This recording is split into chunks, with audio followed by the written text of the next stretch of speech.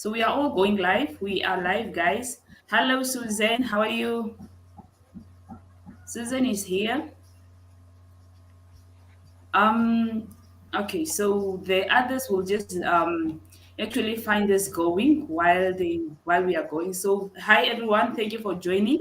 So welcome to our panel discussion where we are just talking about men and mental health. So just to try to discuss like to discuss the stigma that is surrounding like mental health in men. So, and it's really not my intention like to start off this panel discussion with like with bad statistics. Like, but then the topic that we are discussing today really calls for it. So, especially like we living in our country where so many like in our societies where so many guys see mental health difficulties as a personal matter, and really they may not or should not be internalized, or they don't allow it to be acknowledged. So I thought really that it will be like a good place to start by demonstrating what is going on in our male population. So a few statistics about mental health. So at least I'm just going to give like few statistics here, like here that we have in Namibia, and there's just the general statistics as well as around the world. And like the statistics also show that like thus we really need to talk about this topic. This is why so today's topic, like today's panel discussion, is really so important. And because as much as these mental health that like state statistics that we have, we are really not sure if these statistics like they are giving us the real numbers that are really out there, that like all the numbers of the people that are really like suffering, like all the suicide cases that we have like in all these countries or everything like that. So we don't know how many cases go unrecorded, the suicide cases or depression cases actually go unreported. So today we are joined by young minds, young youth from from the all over African countries. So we have Johanna from here in Namibia. She's a mental health advocate. So Johanna, you can say hi, Hi guys, and maybe you can welcome. just introduce yourself. Yeah, I did. Am I audible? Yeah, you are audible. Okay, good afternoon, everyone. Welcome to the live on mental health, a very sensitive topic which affects each and every individual, and up young people to ensure that we fight the stigma for us. And yeah, basically just that we have more discussion on mental health, especially around men, not that the discriminate aspect of life, but statistically, it affects men not more than the ladies, but likely that they don't tend to go out there and seek for necessary assistance like a woman would have done or a child would have done in that line. So yeah, you all are welcome.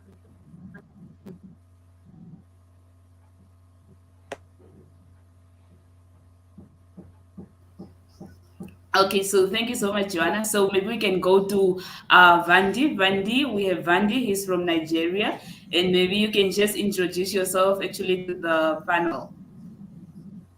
Am I audible here?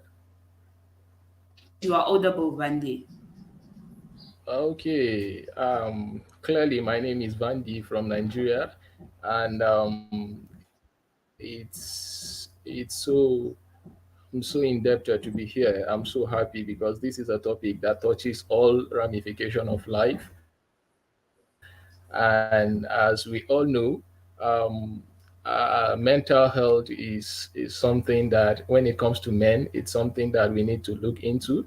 So today I'm joining Elizabeth to discuss this topic, and I believe we'll do justice to it. So thank you.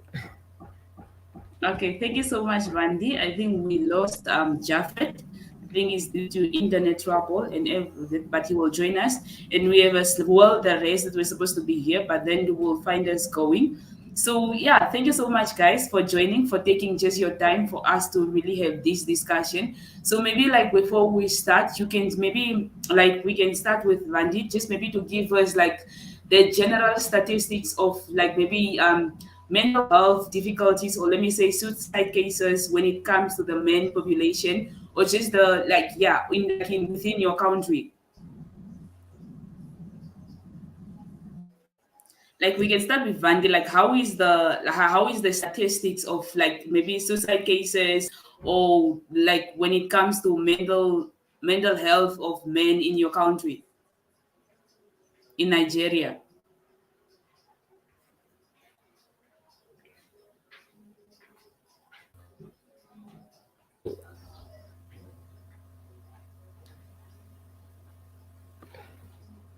Can you hear me? Yes, we can hear you.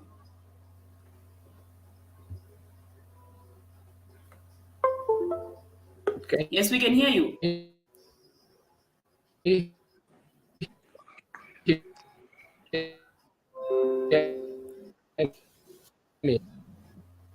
Yes, we can If hear it you. comes to mental health, I yeah, I seriously believe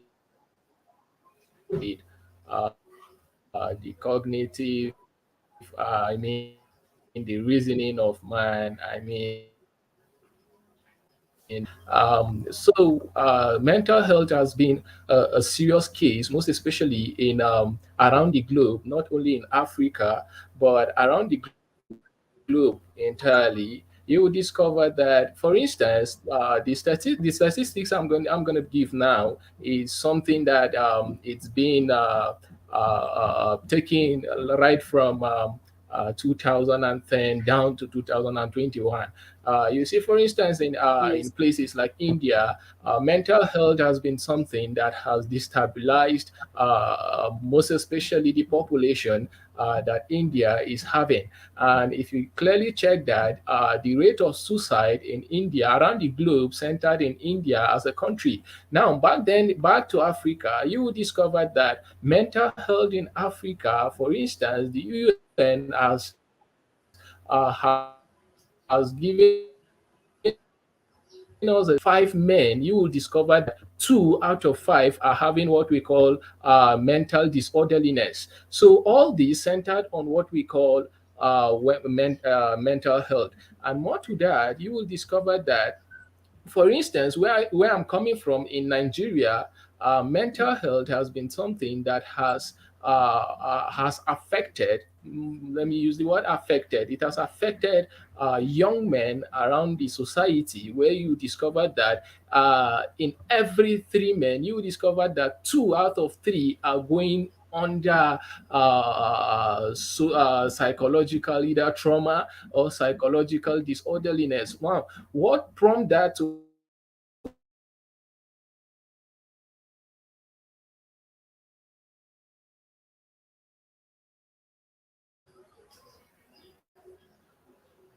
happen is can you hear us, Vandi?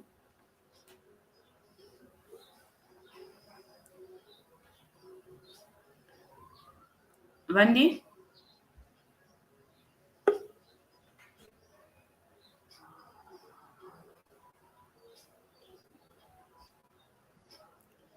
Hi, Amina.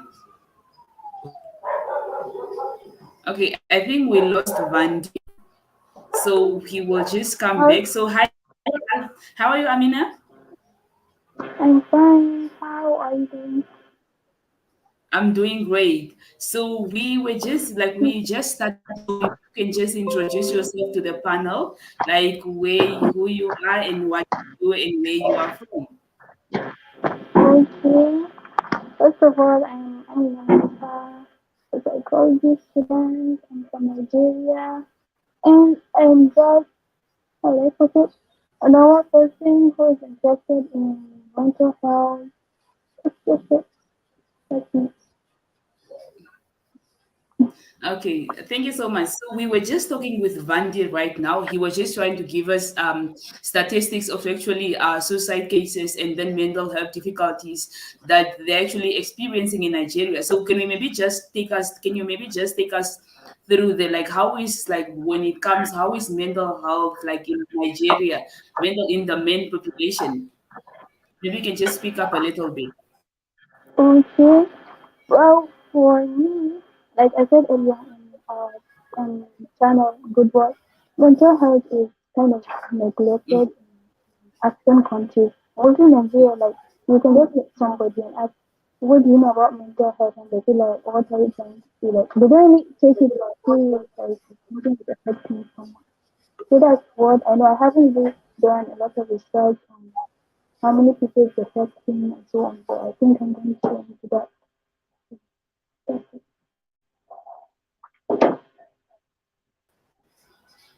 Okay, thank you so much, Amina.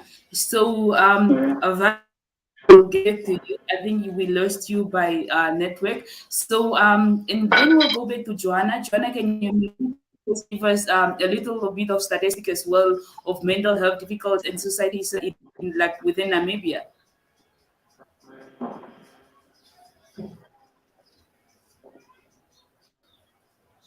Joanna, you here?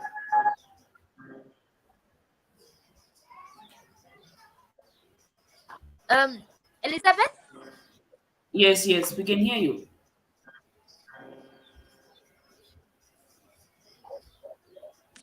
you can hear Yes, me we can now. hear you, Joanna. Yes, we can hear you now. Can you hear me? Yes, Oh, we okay. can hear you. Well, so in Namibia, okay, so well in Namibia, suicide cases have drastically really increased over the years, and with the recent previous years, it has even gotten worse, with a very high rate of males being the highest gender to commit suicide, and females being the highest at attempting suicide.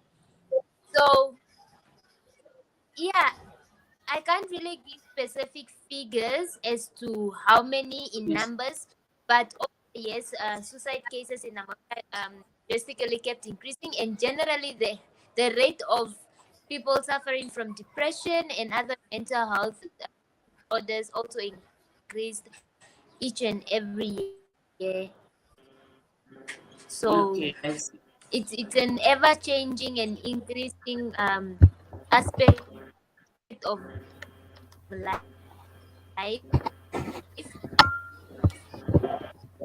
Yeah, that's really like in Namibia. I think it has become worse. Like in this ever since last year, because Generally, like since last year for the past for both 17. females. Yes, Joanna, you are cutting. I think it's not focus. Yes. So, like as you were saying, like mental, when it comes to suicide cases, especially here in Namibia, it has become like drastic. Because like in the 17 months in Namibia, we recorded about 679 of suicide cases, and actually and out of and 559 out of those 600 cases, they are actually men, like male, that are actually taking their own life. And this is not just any type of person, but these are people, like these are successful people that have like decent jobs, people that seem to be really getting like making it in life and everything like that. But then these are the people that end up taking actually their own life. So what do you think maybe causes those people, like the men, to end up committing suicide in our societies? Like any of you can take You didn't get the question again? Can you take the If it's question again? like what do you think causes like pushes men to commit suicide more, like in our society? Okay, I think one of the things that is making men to commit suicide, one of the thing is the depression that comes from maybe family and economy entirely. Things are not just working out well. For instance, in Nigeria, where I come from, you will discover that one of the things that is making people to commit suicide is depression. The country is said in the sense that there are a lot of things that are happening, corruption and everything. So when one choose to go out and in search for daily bread, you will discover that that person is coming back with zero. So it's possible to go out and then come back home with zero. And you know, you have a family, you have younger ones to take good care of. Coming back zero, it's a lot of depression on you that will make you to even commit suicide. Are you getting me? Yes. Are you getting what I'm saying? So Now, so another thing, yeah, Mm. you can proceed. What? okay, I can proceed. Now, Yes.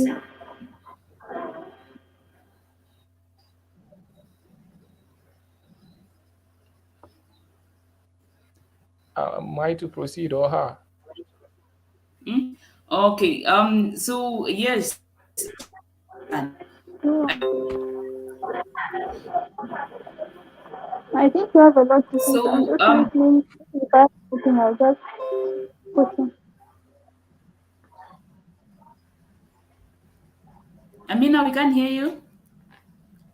I said that you can continue. If I have anything to say, I will just put in. If you think you can continue.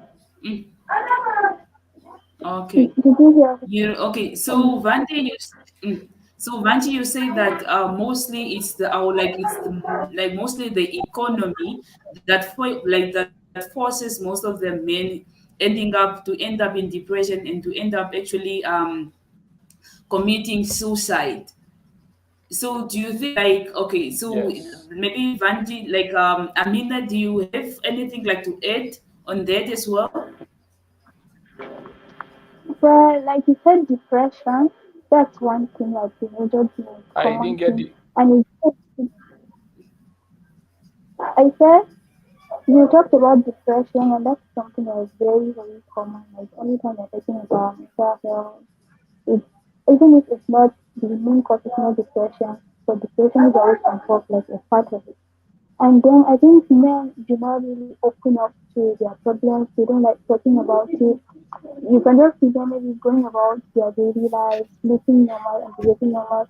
But the thing is that they do have things with them, but they don't like the stereotype of men being strong and men don't cry and men don't have to talk about issues like girls.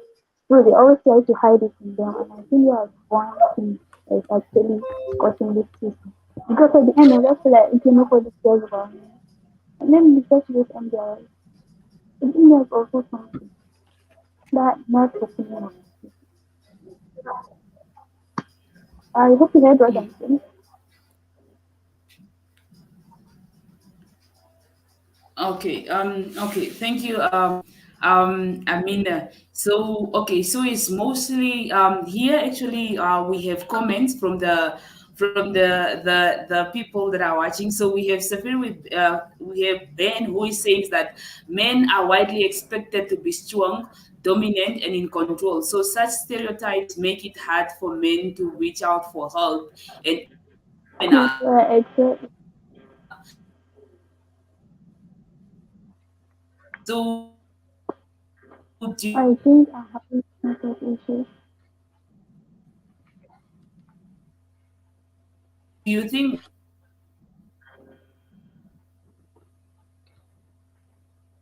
Mm, I have to what do you Can we can we react on this? I didn't get the question again.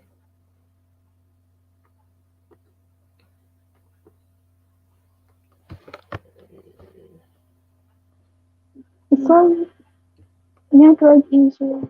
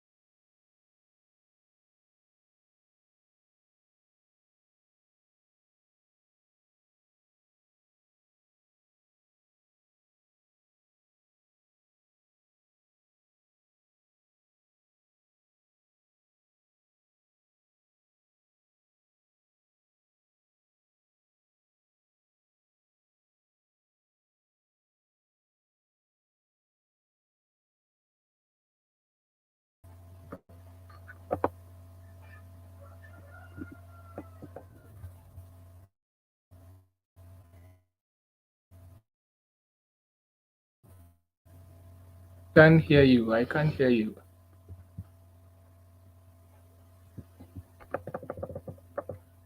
I can't hear you.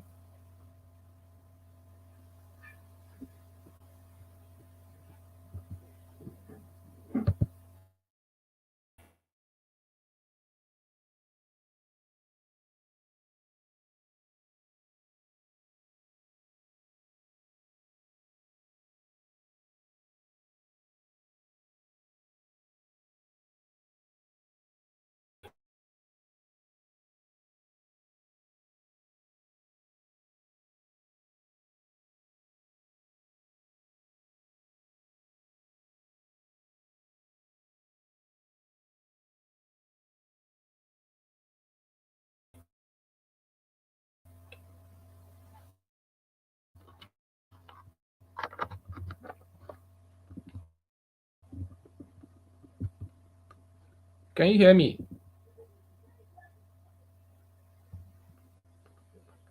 Can you hear me? I can't hear you.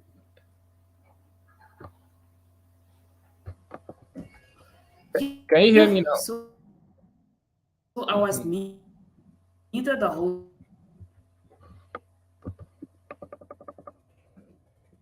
time I was talking.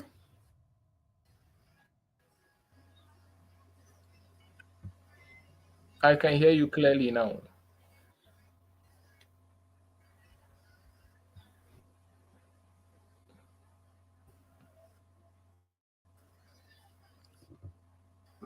I can hear you clearly now. Can you hear me?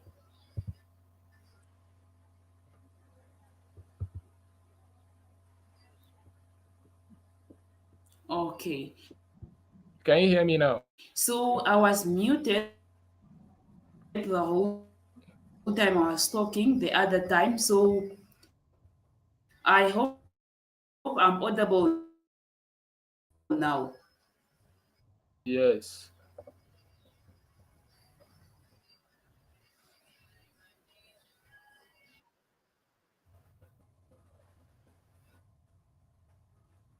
Go on, go on.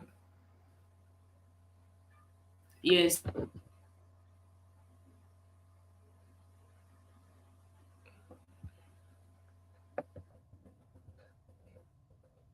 I don't know whether you can hear me, but I believe one of the things that let me just take it from here. We You asked me one of the things that prompts people, I mean men, to go into suicide and part of the mental health. One of the things is depression, as I said, and another thing, someone made a comment that I believe men are neglected in the society. Now, this is it. How will you feel that you've graduated from the university or any college? You tend to, in fact, you attend a seminar, you did everything, you are there fit for a job, and you discovered that in Africa,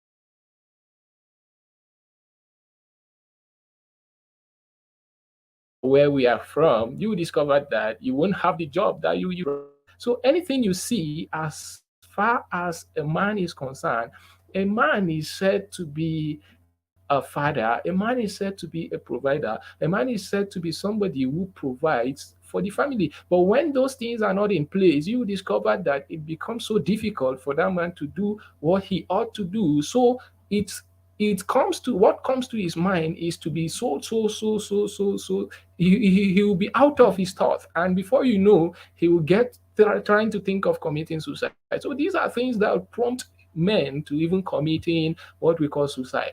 So I believe men are not neglected in the society, as you said, but the thing is, sometimes we need to know our place. We need to cut our coat according to our size, not even not according to the material, rather, not even according to our size. Sometimes you might have what we call little resources in order for you to explore, but you will tend to go for the big things, which life is not like that. Life is not like that.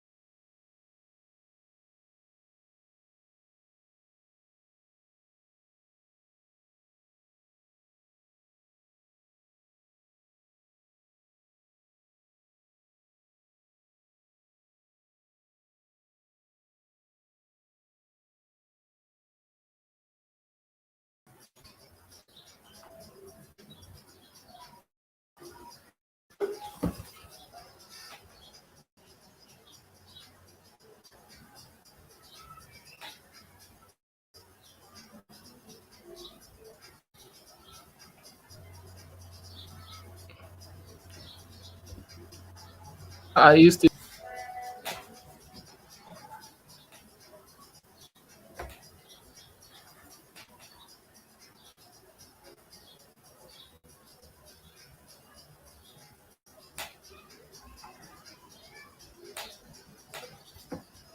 I can hear you. I can hear you. Are you still there? I can hear you absolutely. Are you there? Can you hear me? Can you hear me? Ah, the internet is critically bad today. I don't know what is wrong. Can you hear me?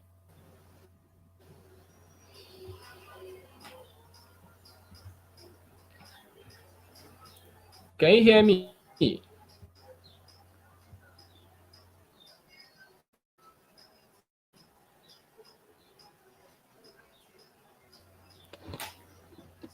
Can you hear me?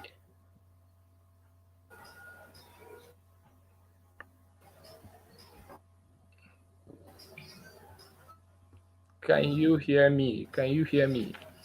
Vandi, can you hear me? I can hear you. Yeah, I can hear you.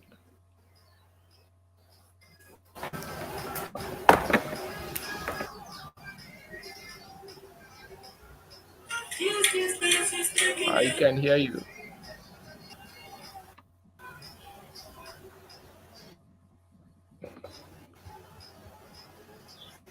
I can hear you. I can hear you.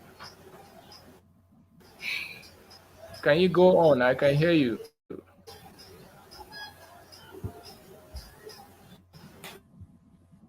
I can hear you loud and clear. Can you go? Can you speak? Can you speak?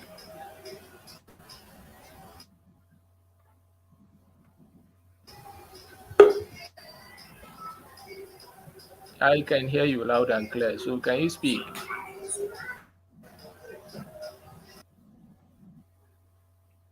Now, another thing we're going to look at is um, um, that's the concept of the topic. Why should men need to talk about? Why should we need to talk about men's mental health? Now, it is very, very important for us to understand that a man is the head of the family of every family, and as it is well organized and believed now, every man tends to have what we call responsibilities. Now, the other thing, we're going to speak on responsibilities. Now, one of the thing is, if a man fails to perform his responsibilities, you will discover that that man on his own derives, or should I say attracts, what we call mental disorderliness. Now, mental disorderliness is a reason, or a process rather, whereby a man doesn't or fail to think straight anymore. Now, this is it. As a head of the family, which is the man, you fail to provide according to how Africa is being how Africa is being cultured. Now, the culture of Africa is what I'm saying. So now, if the man fails to provide, you will discover that there will be a problem. That problem is that man will have to, people see the man as the provider of everything in the family. Now, nobody tried to check whether the man is doing fine. Nobody tried to check whether he's having or he's thinking mentally straight. Nobody care to ask what is wrong with the man. I believe most men are so quiet and silent in terms of health or mental health issues because they feel that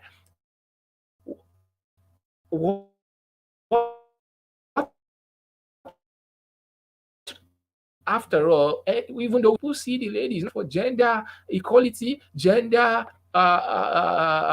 balancing, gender position. Now, all those things are things that derives man crazy, and you will discover that what if, as the head of the family, as I said, which is the first unit of the society, now you discover that you have problems as a man, and the problems cannot be sorted due to the nature of the economy or the society we have.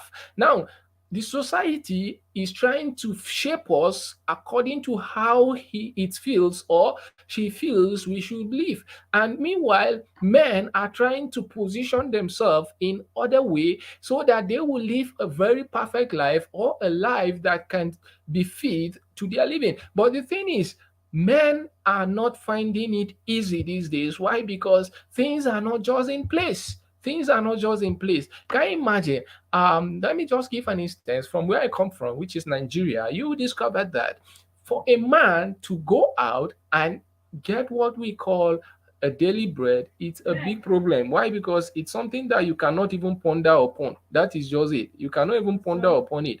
And if it is something that you can think and then revitalize it, you will discover that within short period of time, it will be something that you can't even figure it out. Why? Because the nature of the economy, the nature of the society, and the nature of people living in the society themselves. So all these things combined together, you will discover that the life of a man is something that you should ponder upon. Are you getting what I'm saying?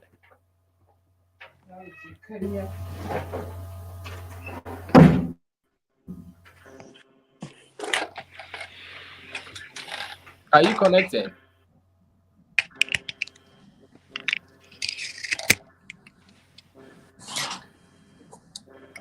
Are you connecting?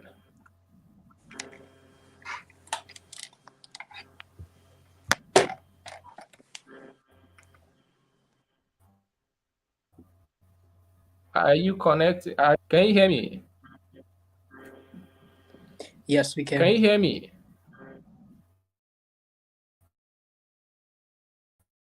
Now, so the next question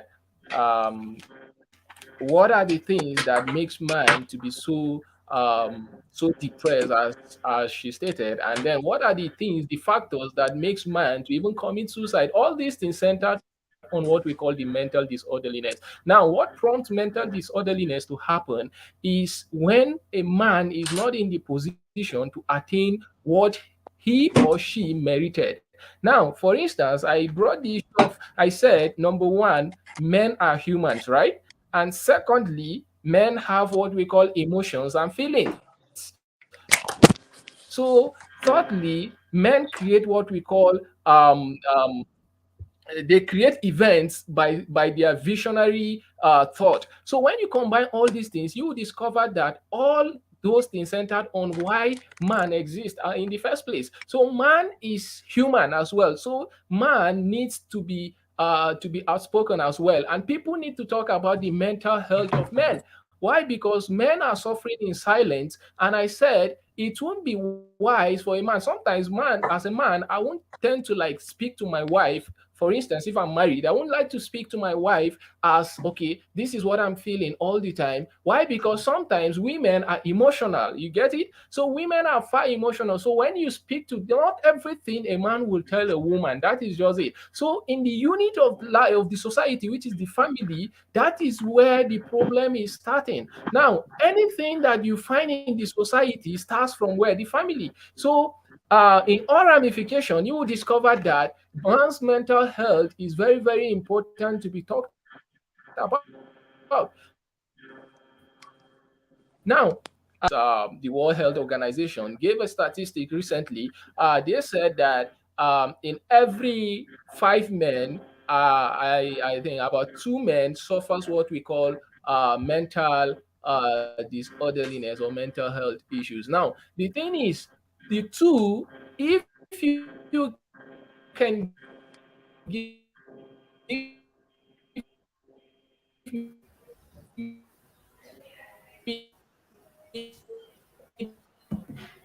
2 chance or permit, I won't even give it like 2, I'll give it like 3. Why? Because now in Africa, in other parts of the world, for instance, I gave an example with India. I said in India you will discover that it is better for you to commit suicide than to face what we call shame. Are we getting it? That is why there is what we call the high rate of crime, or should I say, suicide in India. Why? Because India has positioned itself whereby than for you to face what we call shame is better for you to commit suicide. So things like this, when depression hits a man, you will discover that the first thing a man will think of is how to commit suicide so that he can get himself out of this world, out of frustration, and out of everything that would bothers him. When you're dead, he feels that when you're dead, at least there will be no bills to sort out. There will be no problems anymore. So these things, all mental health or man's mental health to say, it's something that we need to talk in every day in our living. Now, another thing I want to point out is when it comes to health, when it comes to health, you will discover that we tend to like make it as men are not humans. It seems as if men can, in fact, they are monopolizing the health of women. Why? Because men are emotional. Men are emotional. Men are emotional. Men are emotional. Men are emotional. Men are emotional. Men are emotional. Men are emotional. Men are emotional. Men are emotional. No, I'm Men are supposed to be emotional. back, right? Yeah. Sorry guys, I was just changing my, like, I don't know why the internet is terrible today, but thank you so guys for holding on and everything. So Vandi, I don't know what I think we also lost him by with his internet. But then this Carmona is here. And thank you, Carmona, for joining.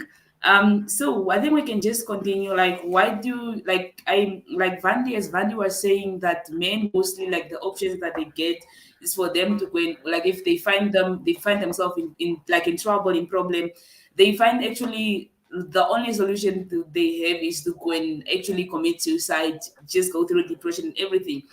So why do you think I think it's so why do you think it's so difficult for men to actually talk about their mental health? So any of you can go on. Can continue. We can start with you, Carmona, since you just joined. Okay. Well, hello everyone. First of all, I would like to sincerely apologize for joining late. My name is Carmona. Answering your question, Elizabeth. Well, the reason why I think is because uh, men, we all live in a society with constructed values. We live in a society wherein the notion and the conception of masculinity was built up and was made to mean uh, man means to be tough, means to be strong, means to be the breadwinner. So men are taught from the young age to be strong, to not be emotional. So these are the kind of features that are mostly associated with masculinity. So because of that, when men face problems, they don't often uh, have this option to resort to people to help them out. They don't have this option to open their heart and speak about their problems because the society we live in, the society, the environment we grew in, does not allow us to be opened about our emotion, our feelings, because being emotional is synonym of weakness. This is what we've been taught from our ages. Any man can relate to this. Any man can relate to this because we've been taught that men do not cry. Men Mm. not have feelings. Man is the one we've been taught, we've been raised to be strong and tougher. So whenever he has a problem, most of the times he doesn't find this space within himself to be open, to be honest about how he's feeling, to tell people how he's feeling, so that people can help him uh, go through or help sort the problem that he's going through. So this is why most of the time when men find some hardship, instead of going seeking for help, instead of being open to someone else or seek help, they try to face the situation on their own. And most of the times, there are things that you cannot just go over on your own without an emotional support. So when this happens, the person only there is no option available for the person rather than taking his own life. Mhm. I think Elizabeth is not available at the moment. She's having network issues. Hello. So it's just us. Okay, she's coming back. Yeah, Oh, she's back. we Can you barely hear hear me? you. I mean, the lady in the house, we barely hear you. Can you hear me? Me? Amina, yes, Carmona, we can Yeah, hear you're you clear. perfectly well. You're clear. Mm. It's just that you were saying something, but we can't really hear you. Your volume is so low, I think. Mine? Mine? Oh, Hmm. You're good. mm. Yes, you can continue, Amina. I think you were saying something. Asking about the volume. I don't know if you're hearing me or not. That's the question I was thinking. Yeah, we are good. We are good. Okay, that's We are good. so I think you Okay, can so as continue. as like as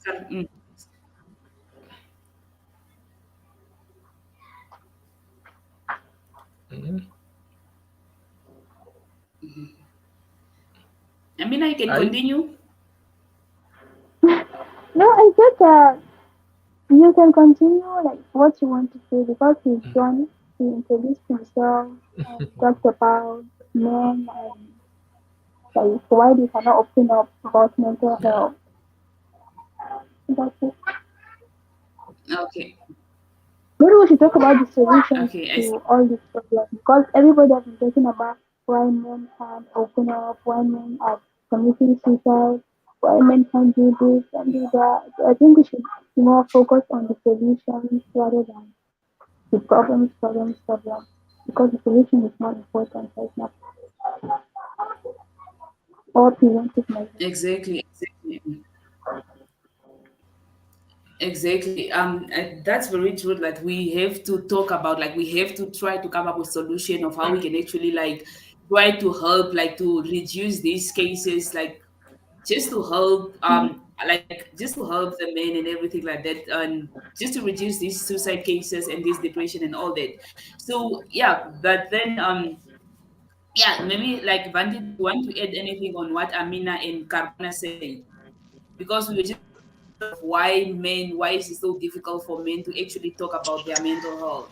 Do you want to add something?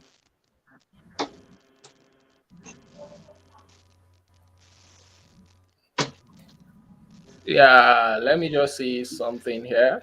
As earlier I said men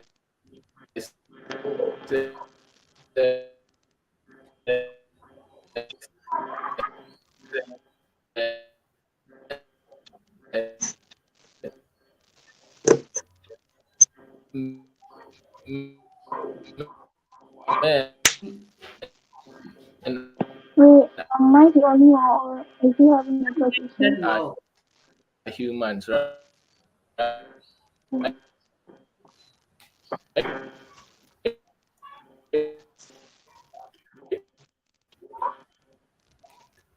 We can't hear you I that think we've well. lost him.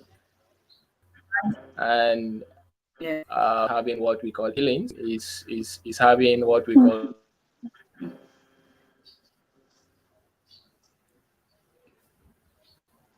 I think we've lost him. His network isn't that good. Yeah, we have lost. Yeah. But then, like as we have now, as we know, like that we know now this problem, like this problem that we have now. So what do you think? Like, how can we help now? Like, how can we actually help someone? Like, how can we help? Like now, what are the solutions that are there that we can actually like maybe help like this now? The men just to actually like to open up, or maybe just to talk about their mental health. Like, what do you think? Like, is the best way to actually approach this?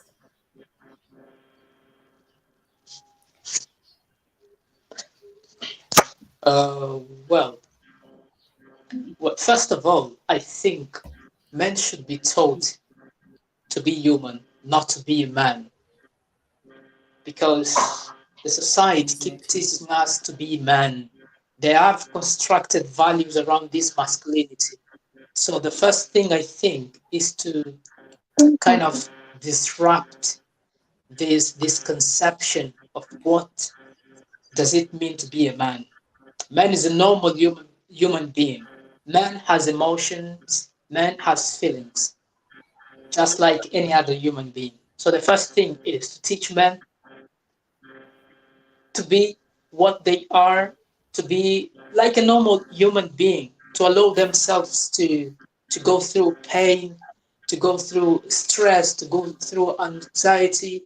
That's normal. That's nothing shameful on being depressed, on being anxious. It's a normal thing. It happens to anyone. So men should be taught to be more open about their feelings, to be taught that it's okay not to be okay. It's okay to cry. It's okay to seek for help. And it's okay to open up your heart to someone else. This is what we are not taught whatsoever. So I think we need now we need more than ever to be taught about this. It's okay not to be okay. Exactly. That's I think that's really true. So I'm just reading a comment here from our future African president, the United States of Africa, I guess. Okay, so he says, I believe women and then the society should create a platform for men to talk about their mental problems. So yeah, I think that's like it's really good. Like we have to create a society where men will actually be able and be free to talk about their mental issues, to be able to talk about their emotions. Because like currently in the society where we live, we still like I still know and I still like there are still people in my society. There's still like we still that still sees as like still sees as this mental health issue when it comes to men as kind of a taboo. And when you find like a man crying and everything, it comes out weird, and it comes out, and then we tend to judge and then to call them names and everything like that. And then so that's why I think like it's really like as the future president, like we have to create actually a community, like a society, a platform where men can actually be able to talk about this, just to talk about their mental problems and everything. So yeah, Vandi is big. Vandi, can you hear us now? Yeah, I can hear you clearly. Can I Okay. proceed? Yes, you can proceed. So I was saying something. I said men are humans, right? And as a man, you Yes. have emotions. So one of the ways men can be outspoken is until when they are given the opportunity to do that. You know, a man cannot just pick a microphone and go to the street and start to broadcast about his feelings, I guess. So it must start from somewhere. So I this is where those, I mean, those who are close to the men should fit in, which is the women or the ladies, as far as life is concerned.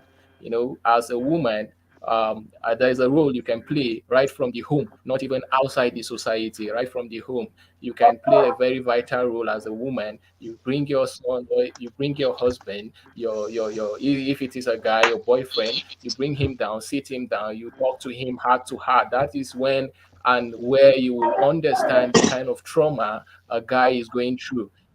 You have to open up to him. You have to give him an atmosphere where he will be open up. You understand?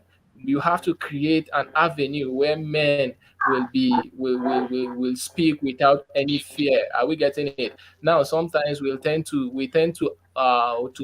hide our feelings because of fear. We are scared maybe someone somewhere will tend to use it as and blackmail us or something. Sometimes, every man is going through one or two difficulties which has to do with mental health. But sometimes we tend to the ability to manage it. That is what makes you the human we are talking about. So if that is the case, as I made mention earlier, I said Africa is a continent that we can only the society in Africa is trying to fit us the way it want us to be, not the way we want the society to be. So reverse is the case, yes. So I believe it will be very, very important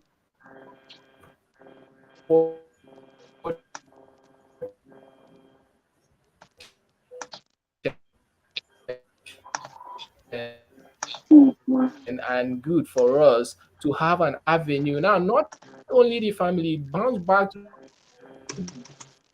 Yeah, we can hear you that well, Thandi.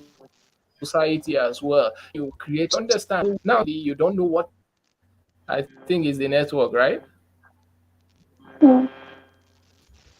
Yes. I believe it's the network. So before my network will get cleared, maybe someone can pick it from there. Yes.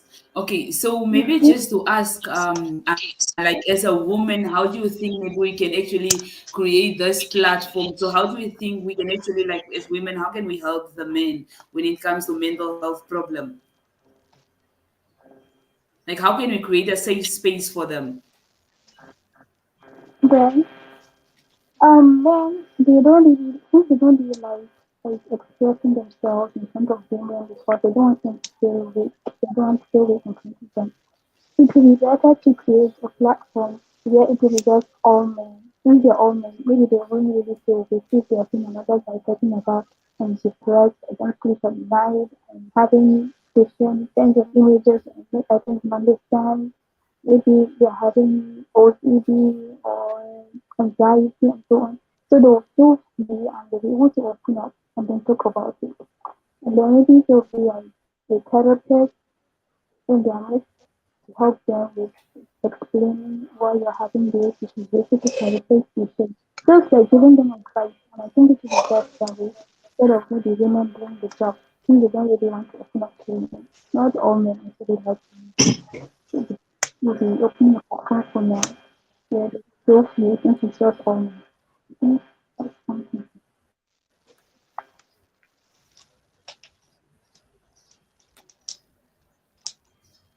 Okay. Okay. I see. I see. I don't know. Okay, I see. I think you can just try maybe to try to speak up a little. I don't know if it's your device that has kind of low volume, or I don't know. We can't really hear you that well. Are you using earphones? Yeah, I'm just getting low, that's why. I can't Getting. hear you. I can't really get like what you are saying. Oh, I said it's getting low. Low. Are you hearing? Ah, there's no I want that noise. There's noise. They are not getting what I okay.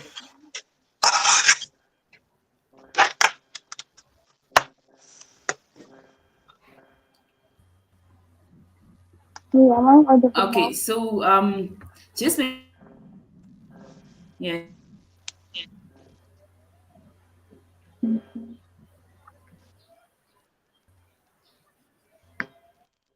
Are you saying something? I said, am I audible Sorry. now? Like, can you hear what I'm saying No, now? she was saying something. What? Me I or believe are you talking about Elizabeth?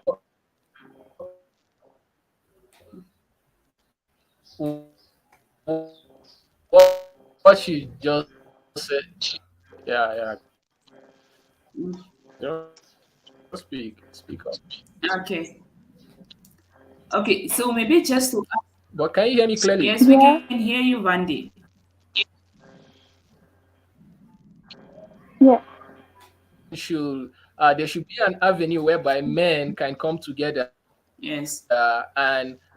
talk heart to heart, right? Mind to mind.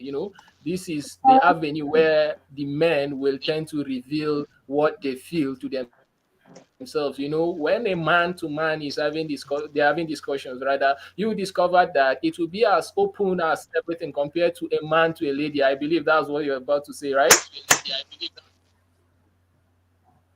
Yeah.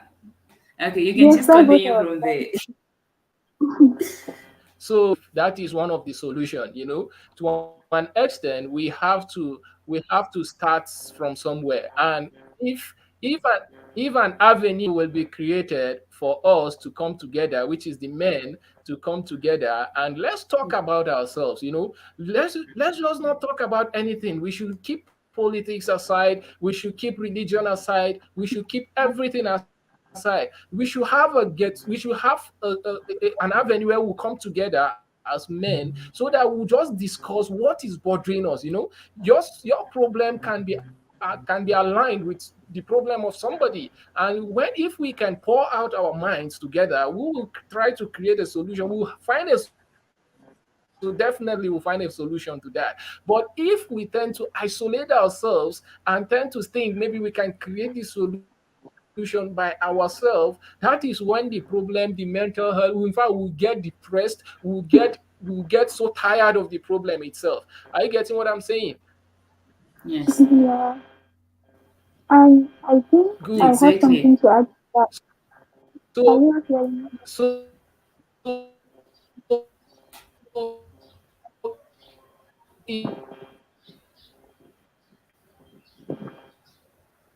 Oh, you lost them. Yes, we can hear you, Amina. Okay, I said that aside from creating a platform for men to talk about their mental health issues, it would be very, very good for the media to make mental health something common, and to talk about it and talk about men's mental health, that it is okay and it is very, very normal for them to express themselves. They should like just tell them that it is okay for you to create a platform where just men will be able to talk about themselves. Like it should just be common, because in Africa mental health is something that's just not there. It's like it's not there. It's just very, very, very small. So I think it would be very good for the media. I think the fact you are spreading information to talk about mental health, to collaborate with mental health, advocate, therapists, and also fighting the mental health too. That's also something like the first step to make it very, very common.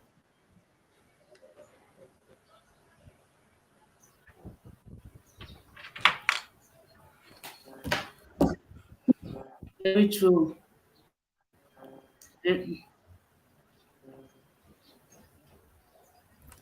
Okay. Vandi, I added you back to the stream. Yeah. So I believe she just said something very important. Even the media can still play a Yes. role. For instance, she's from Nigeria and I'm also from Nigeria as well. So we know how the situation is in Nigeria, and we know how the media can come into play. For instance, we can create an avenue. Well, we used to have it back then. I don't know what is happening now. So things are deteriorating. So I seriously advocate for that. We should have it through the media. We can still have it. There are times that even on social media, when you go through the social media, you discover that there are people pouring out their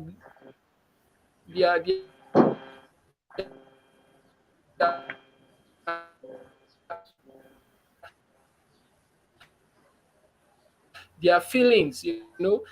Avenues we can create now, but before going to the media, we have to start something from where we are. I believe if an avenue like this that you've created, we can come talk about it. This is what is bothering me. Somebody somewhere is there listening.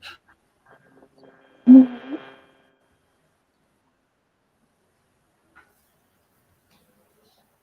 Mhm. I think we lost him again. You're just Yeah, the busy network is not talking. stable.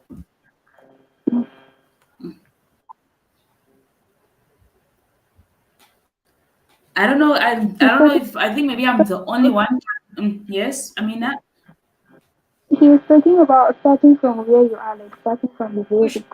Solutions, Just like the things, instead of going to the media directly, he's solutions that talking we about will starting have from here, that person me, but oh, probably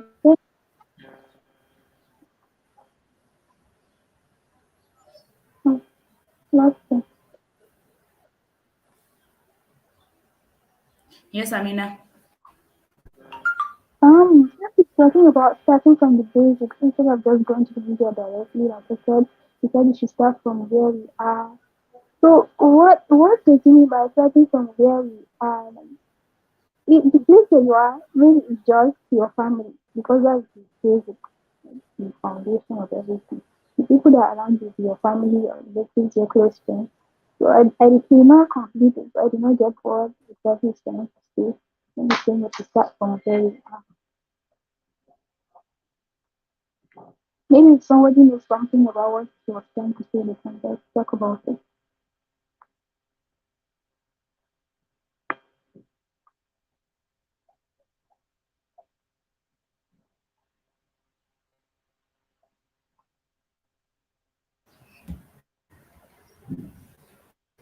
Okay, I was on mute.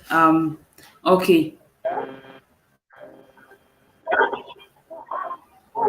okay, Carmona, Maybe do she you has have maybe something. anything to add?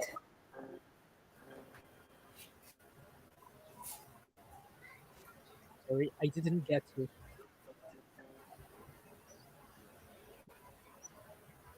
You said you Pardon? didn't just watch it. Can you hear me? Yes, now Yeah. I can hear you. Yeah, I said I didn't hear your question. No, like what on what said, like of how the society and then how social media can actually play a part in, like it is on how we just on solutions on how we can actually like help these like mental health and men and all that. Sorry, please come And again. also how we can Yes, yes, Amina. she's I think talking Amina is saying we are hello. talking about how you can start from the basics, like from your family, close friends, your neighborhood. How can you start from there? Talk about mental health for me. That's what we're talking about. Maybe if you have something to add about starting from the basic family and neighborhood, how can they help you to open up about their mental health, or how can they support them? Well, let me know if I got the question. You want to And know we say, how yeah, can we or what can we do to help men who are facing mental health problem, right?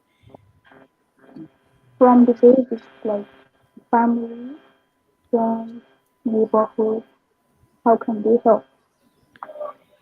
Yeah, from the basic, I think when we want to address or solve any problem, we must start from its root causes.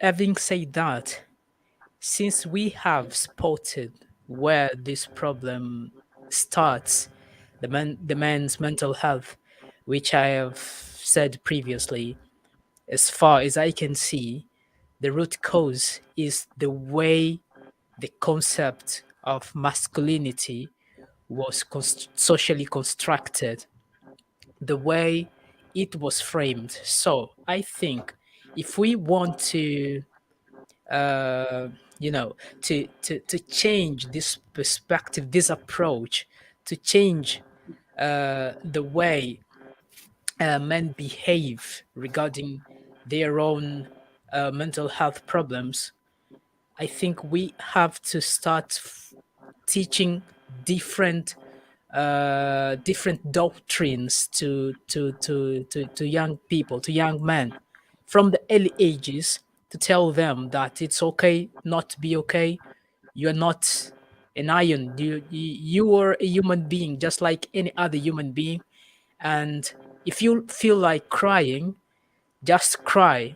If you feel Okay, like uh, uh, you know opening up your heart to someone else or showing your weaknesses, that's okay to do so.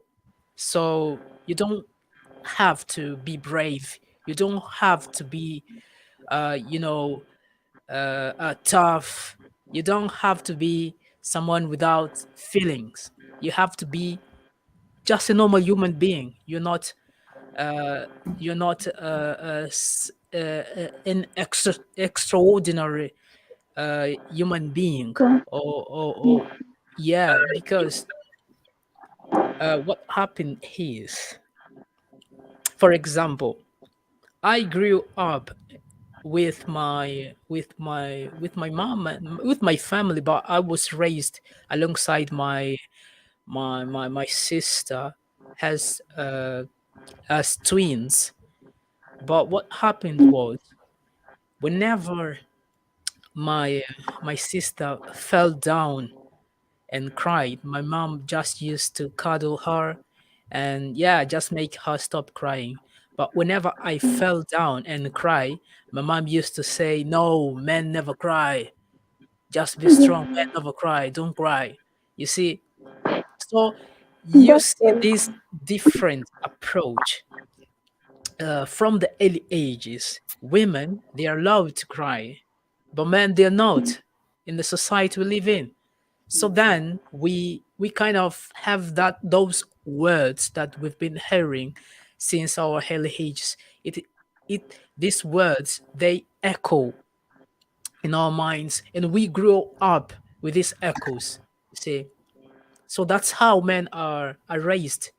Men are raised to be tough. Men are raised to be a safe haven, to provide emotional support to others, but they're not raised to be open about their own struggles and to receive emotional support, because emotional support is just for girls. Men are not raised, men are not taught to be to be weak, to be weak. I mean, so it's okay not to be okay. Men should be taught this.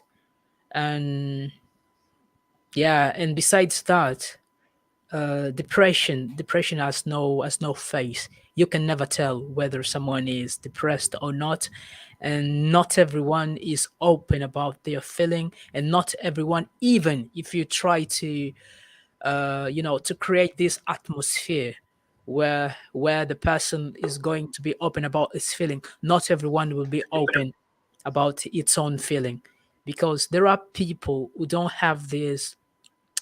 No matter what, they're not going to open their hearts. And I feel like I'm one of these persons. And my friends, they used to complain like, we've never heard you complaining about anything. You've never came to us to tell us about your problems, your struggles, because we know everyone got its own struggles. Everyone in different levels, in different dimensions, but everyone has it. So why you haven't called us to tell that you're going through this and that? You see, and that's true. I've never done it because I was taught to deal with my own problems by myself. You see, but it doesn't mean that sometimes I don't need help. It doesn't mean that I'm strong. It doesn't mean that I don't have problems. I do also have problems like everyone else. I do also face challenges like everyone else.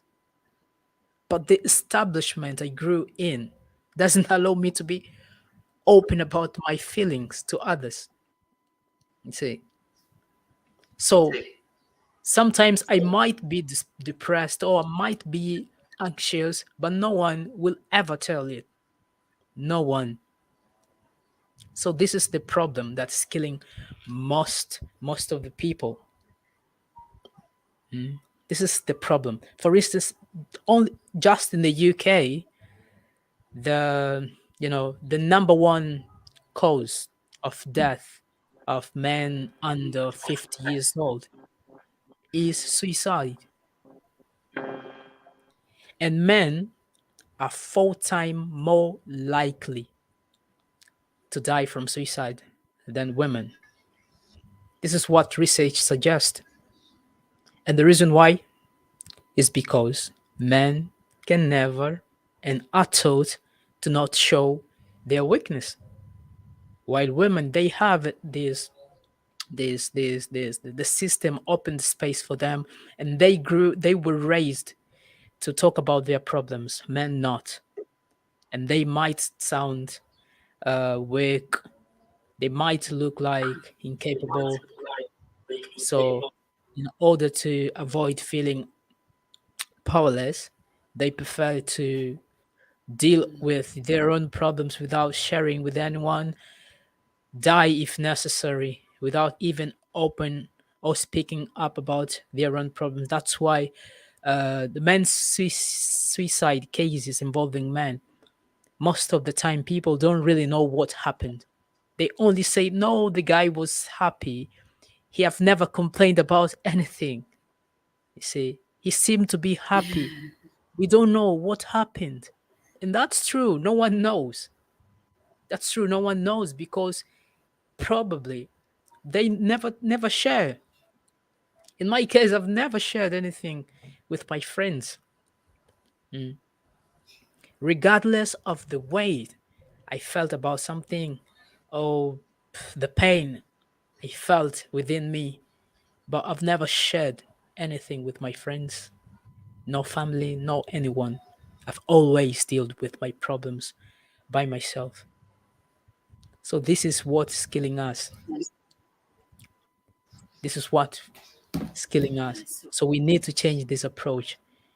We need to start seeing man as a normal human being, and we need to start to see ourselves as normal human being and accept our problems, accept that we need help so that people can help us, because people can never help us if we don't acknowledge that we need help. So the first step is knowing that we need help, acknowledging that, and then seeking for help.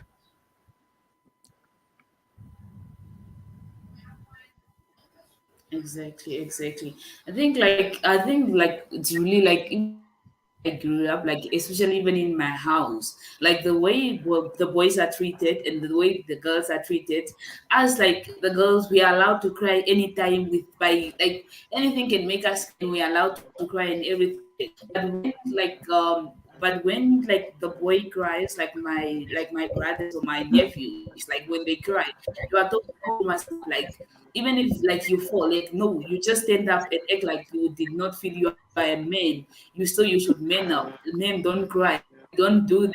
But then as a girl, you are being even, no, don't cry. I'm going to give you this. I'm going to give you this. And then like if even a boy, like even if a boy cries even at school, then the people will start laughing.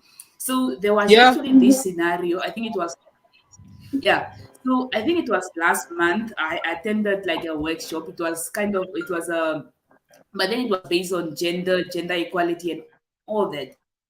So one day we were just busy, we were having a tea break, and then so there's one of our constituency councillor who actually like passed on a few months ago. So it was actually I think last month. So then there was a convoy that was walking through the street, and then there was now the other guy, like I think he's 22, 23, somewhere there. And then he knew the man. And then so when he saw the convoy like go passing by, so he started crying. And like there were like a bunch of lot of girls that were there, and then other men, that then other guys that were also there that were together at a workshop with. So the guy started crying, and then the people went like, nah, why are you crying? You are a man. How can you cry? Like as big as you are, and you're even crying. And the guy was like, no, I don't know. I'm just so emotional. I knew the person. I know the man and everything. I'm sorry. And then like I felt so bad. And then because we were actually talking about that, like men should be allowed to cry just like few minutes ago. And then this guy started to cry like outside. And then actually like everyone started judging him, like, why you cry? You are a man. You don't even know like this, and people are just walking by. You can't even see his face, and you are crying. And you're even crying in public, you're not embarrassed, are you not ashamed? Such things. And then it was really so bad for him that he just like immediately stopped crying, and he went just to like isolate himself from the crowd and everything like that. And we continue like as a society, and we continue like we are taught this like really sessions, but then we still, I don't know, it's still not just stacking in there.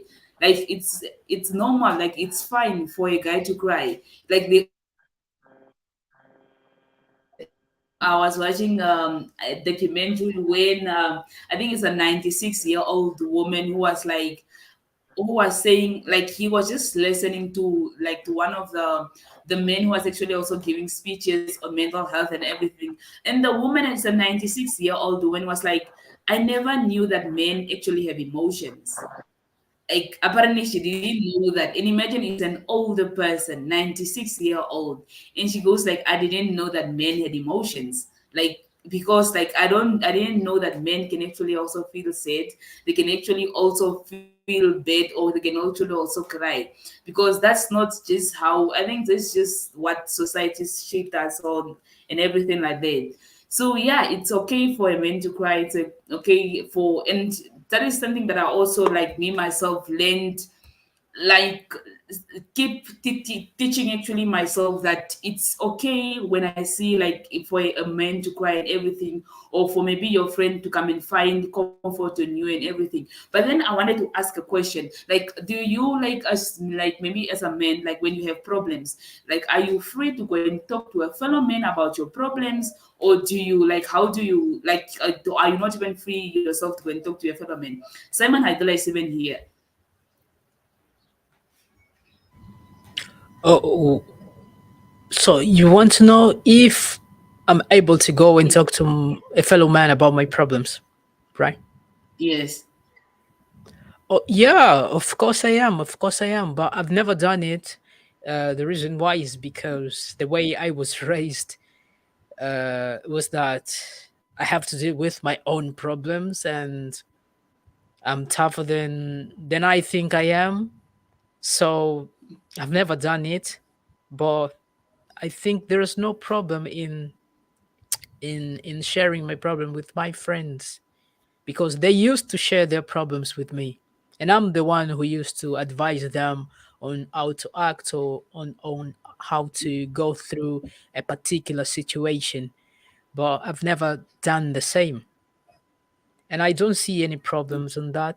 Probably one day, if I feel like something is really hurting me, I will go and open myself to them. But men do also cry, men do also have problems, but men used to fight silent battles. Every man, they have problems. Every man, in our daily lives, in our Yeah. societies, in a particular household, the men who have been taught to be the breadwinners, they do also have problems. They do also, they might not cry like in front of their wives or in front of their children, but they also find a perfect time to to fight their own battles. So no one is safe from mental health. All of us, we face our internal struggles, our battles, though we don't uh, talk about it with other people. Exactly, exactly. The future president was just here, but then he left again. So yeah. So like, but then I think like for us a man, like one who will really like accept, like as a man, you will really want, like you will accept for somebody to actually punch you than you sharing your problem with someone. You will either like, you will rather like keep it yourself and then also try to like try to solve it yourself without getting other people involved. Like you see that as like as a norm, as a much better option than you actually telling it to someone, right? Okay, the future president is here. Hi, Simon. Simon, can you unmute yourself?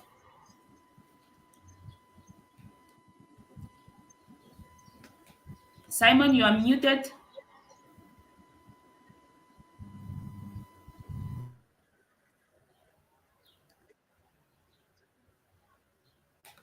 Hadula.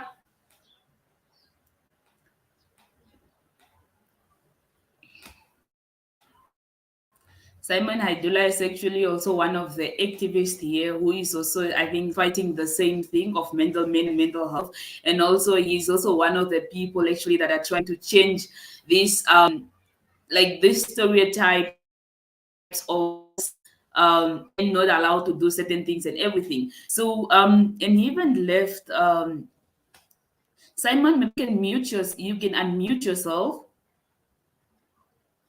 So he even left like a comment here that says women can help men to overcome mental problems by reducing the high burden of expectations society impose on men. The society can or should not clarify men using financial, social wealth, and status. Okay, that really makes a lot of sense. Like, what do you have to say on that? I think Mm, okay. He said women can help men to fight mental health problem to overcome mental health problems. yes, yes. Mm, well, Like yeah, by like yeah. Go on. by actually reducing the high burden, like the high burdens of expectations society impose on men. These burdens being them using financial, social wealth, and status, like of comparing men and everything like that in society. Yeah, Kind of me. they can to some extent, but research suggests that there isn't like a solid correlation between mental health or suicide and lack of women around.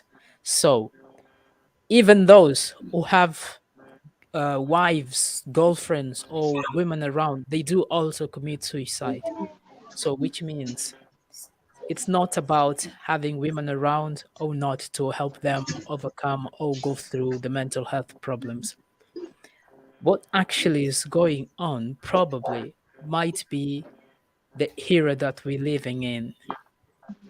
Besides the pressure of society, one of the things that make people commit suicide or face these mental health problems is amount of events, amount of information they are exposed to.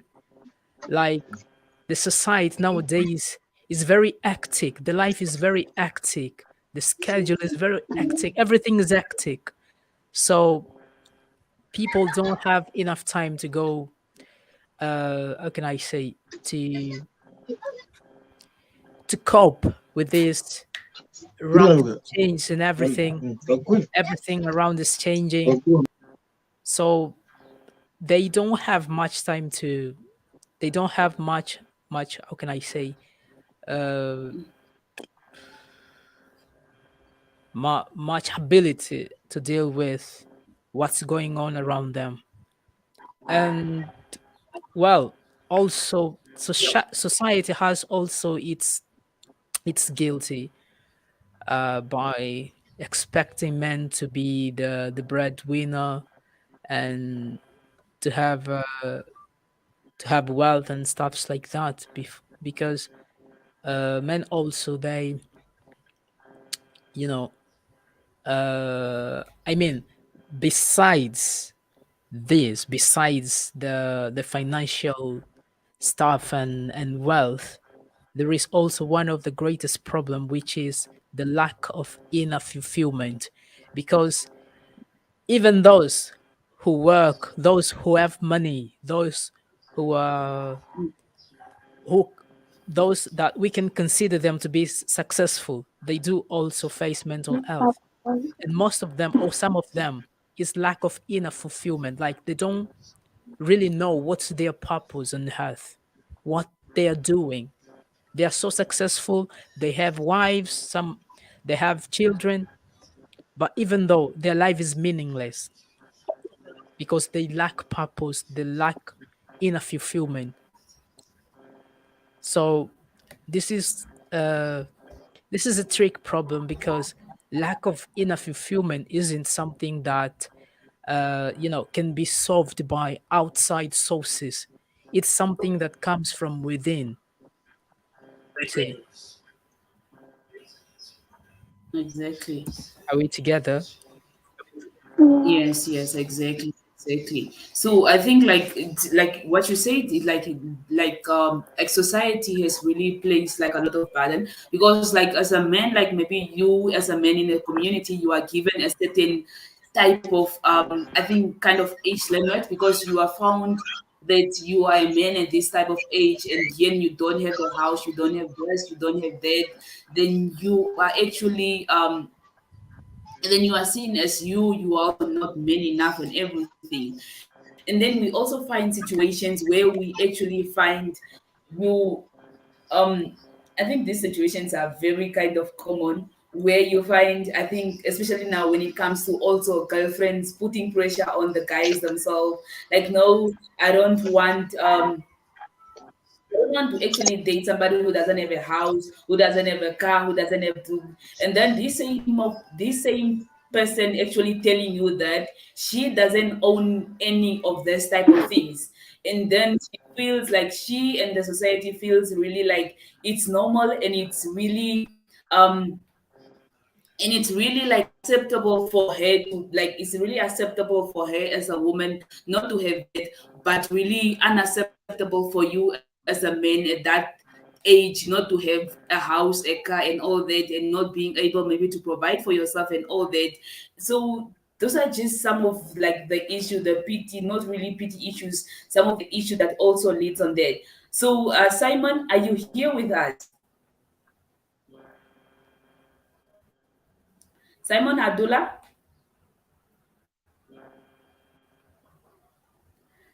Okay, so we have Aluthi Natangwe from a bit late, but I'm happy to be part of the engagement. Good day, everyone joining from Oshakati. Okay, thank you, Aluthi. Aluthi, you're actually joining from Oshakati. So we have Simon. I think he has network issues and he again left. So I think those are just also like some of the problem is I say it also like we not like I think there is kind of a scale that is placed like on men and women, Yes, I and this is am actually the very. mentality that we have to change. So Amina, do you want to add on that? Yes, I want to add on to that what he said about internal satisfaction, right? I think that's the word he used, internal satisfaction. So, internal satisfaction, he said, it comes from within. And research in psychology has shown that most people are now going back to, let's say, religiosity here. Most or spirituality, because not everyone is religious. Maybe some will just use the word spirituality, yeah, they believe that there's just something out there, someone out there that is just helping them. I don't know how to put the word, but I think it is very, very good for religious coping to be used. And I think that is something that can help with the internal satisfaction situation.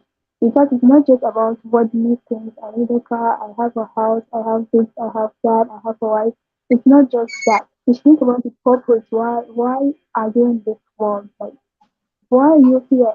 And based on religion, I think we have like a metaphysical kind of situation or something out there. We have a God. Let's say you're Christian or Muslim, from Hindus, from Buddhists. The religious coping is something that can help them to have that internal fulfillment instead of the external thing. So that's what I mean by it. And I think she's not here.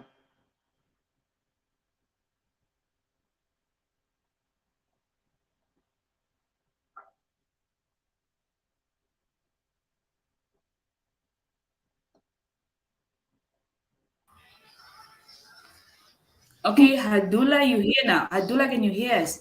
Okay, Yes, yes, I Amina. can hear you. Yes, Hadula. So you can hear me perfectly Yes. well?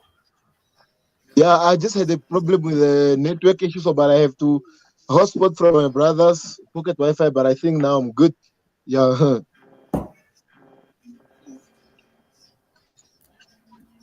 Can you hear me, Okay, you Elizabeth? can go on, Hadula. Yes, we can hear you perfectly well, so you can just go Okay. on. The topic is quite interesting. My point I just wanted to add on this is like we should not just do we should mostly act on these problems, because I believe even when someone takes their own life or even attempts to commit suicide, they already know that is wrong.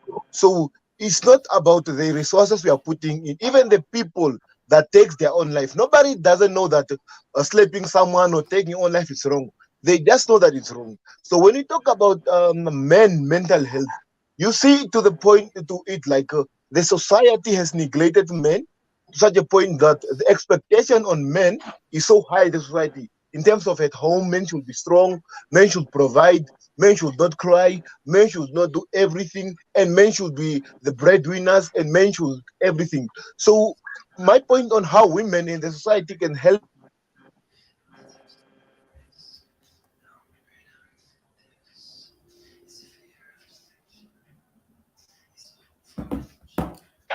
Abdullah, we can hear you.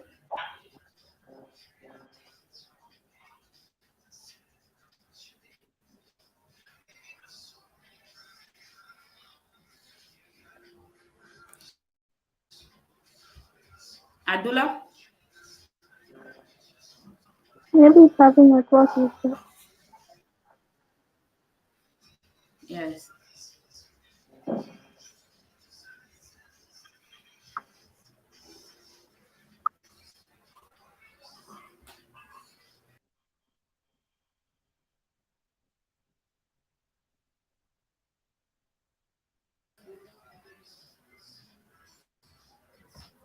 Okay, I think we lost Abdullah for now.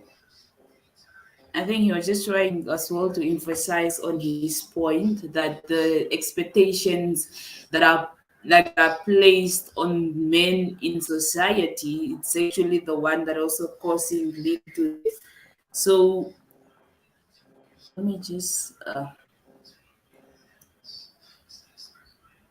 the expectations that are placed on men, like that are imposed on men, also now, also like I think just comparing them, and I think also kind of measuring them um, according to the wealth they have, and then the status also in society and everything. Hadula, you beg.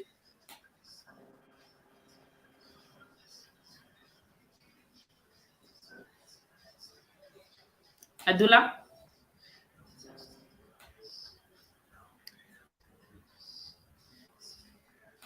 Okay. Okay. We will just wait for him. Then I think like even though we like do we have to talk like when now we are talking about like with mental health now for men, and then mental health for men, like do we have to speak to, I think, is it like a good idea that we have to speak to men specifically, or we have to speak to men and women like to fight to actually find a solution like to this problem? Do we have to address like just one gender, which is men, which is being affected, or do we also maybe kind of like bring them together, like talk to women, men and women together, or how do we do it? Well, I think this should be done like all together, and both should be taught to be human being, not to be man or to be women, but to be human being, because this affects us in the same way. When it comes to mental health, there is no distinction. Uh, the depression, anxiety, or any other mental health or mental disease does not manifest differently on men or on a woman. So it happens for both genders or for both in the same way. The only different thing is the way both address the problem. Women talk about their problem, men do not. But it happens in the same way. Okay, I see. Okay, we have a comment here from Aludhi, from Natangwe. He's saying, I'm most concerned about fellow men in Namibia, especially those from the Black community in the northern region we are experiencing an increase in the number of patient killing cases, okay, where a number of women lost lives, especially young ladies. The question is, what is really bothering men to take decisions to end their loved ones?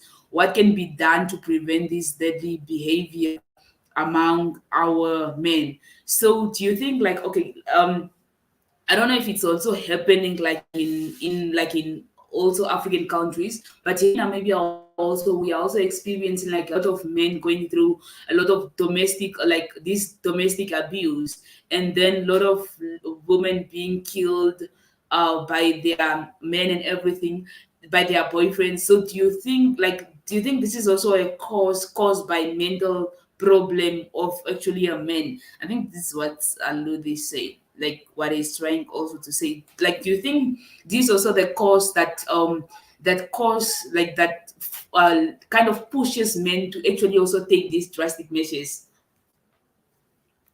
Musa, Domestic violence. any one of you can take the question. Amina, you here?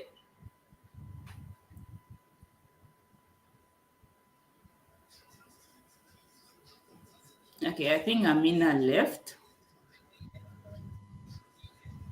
What is the question again, please?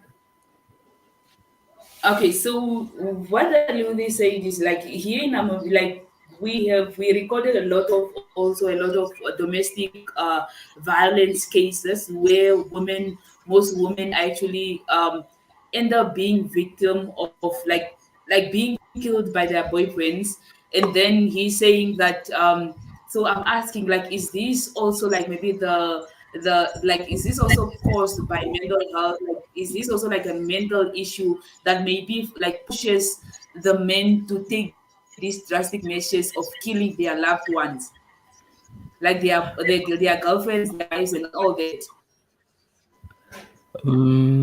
Well, as further as I can see, nope. Because when someone is facing some kind of or some sort of mental health, it doesn't take other people's life unless the other person is the cause of the is allegedly the cause of his mental mental problems. But normally the person who is suffering from mental diseases, what he tries to do is to end his source of suffering. What he tries to do is to end the suffering. So they usually kill themselves. Or sometimes when they kill their loved one, they also kill themselves. But they don't just kill their loved one and they still alive. No. Unless the person who is killed is the main reason why he's facing what he's facing. So he kills them in order to see if things will get much better. But the thing is, they don't usually act that way, like killing their loved ones and then going about their days. No, they kill themselves. And when they kill themselves, they are not trying to end their lives. Of course, this ends up ending their lives as well. But the reason why they kill themselves is try to kill the pain they're feeling or try to end the suffering, but not end their life as such. But it turns out that there isn't a way to separate the pain from their life. So that's why killing themselves is the best option. But what they're really trying to do is not kill themselves, is try to kill the pain. And when they do that, instead of killing the pain, they only transfer the pain to someone else, to their loved ones. So the pain they felt now is going to be felt by those people around them. So this is what I think about this.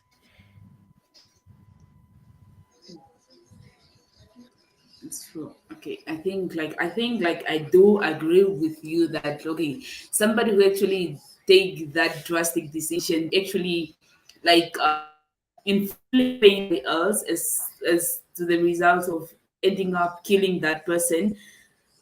It might be like be pushed by a mental problem, but then I think in most cases as well, it's not really a result of mental problem. It might I'm not really an expert as well when it comes to mental health, and I don't know much about when it comes to that topic. But then I don't really I also like I do agree with you that it doesn't like it's not I think a cause of a mental problem, or like or is because it's is maybe is like the is the when when somebody is not able to control their I think their anger or their like or just is that also maybe a cause of mental problem? I'm not sure.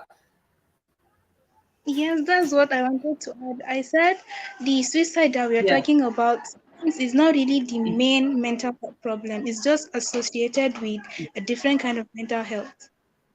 Like when we have chronic depression, the last thing they'll start thinking about is planning how to commit suicide. Some will just stop at planning how to commit the suicide, but they won't go about committing the suicide, like fulfilling it. While others will go to that extent of killing themselves. And then there's schizophrenia, and schizophrenia is about like it's kind of how will I even put it? Let's say it's mania. It's mania like madness, but not really madness. They're not completely mad, and then that type of behavior, maybe, and the person is kind of hostile, has a hostile personality. It can also add to the mania, the schizophrenia, and then they can end up killing someone else instead of killing their own self. Like, I think that's also something that is affecting the mental health, the killing of someone else instead of themselves. So it's not really just the suicide on its own, it's associated with something else. And I think that's something that we have to observe, because somebody will not tell you I want to kill myself tomorrow, but there are signs that they will show you that okay, this person wants to commit suicide. Like maybe you see them giving out their belongings and things, or you see them talking about no one cares about me, or you see them saying I'm lonely, I this world is, they will just start saying things that is kind of very very depressive. And those are signs for the family, those that are close to them, to start observing and knowing that okay, something is wrong with this person. Especially since we're talking about men, maybe if it's a woman, she might start crying and showing it, but if it's a man, he won't really come and tell you okay, this is what is making me feel this way, why nobody cares about me, and then the next day you just hear he killed himself, suicide. So I think we have to focus on all these basic signs of knowing maybe somebody's suffering from mental health, and if he wants to even commit suicide, that's something we have to focus on too. Okay. I see. Okay, I see. So, like, as you say, like this, like when somebody get these suicide thoughts, like they don't just come like that in like in just one day or something like that. But it's a collection of different, Yeah.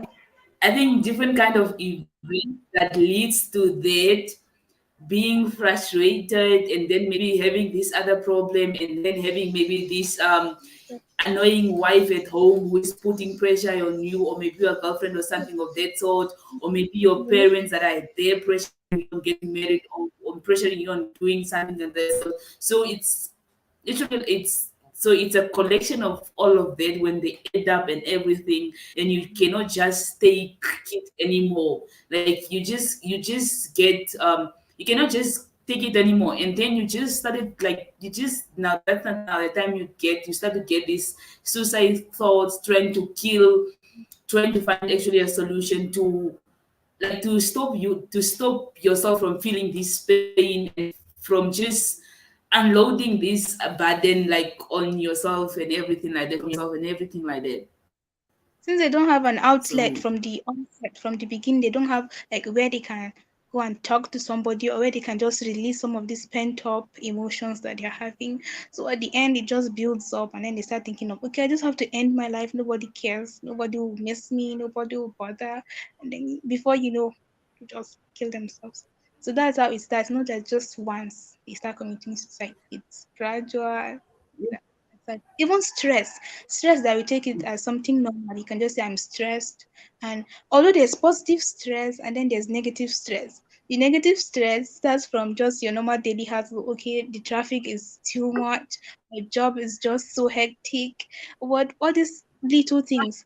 When you don't start taking care of it, like maybe having a time for your break or just giving yourself something that will just make you feel better. If you don't ignore it and say it's just something little, before you know it gets accumulated, it just keeps building, and then it becomes like something major and severe. So that's how that thing. It's true. It's true. So like as you don't actually like now man, you don't actually talk about it. As women, we like whining a lot. Like when you have a problem, when you are stressed, we talk a lot and we start like we just put our frustration on people. We start talking a lot and everything like that. And then men they don't actually do that. Like you just keep that in like I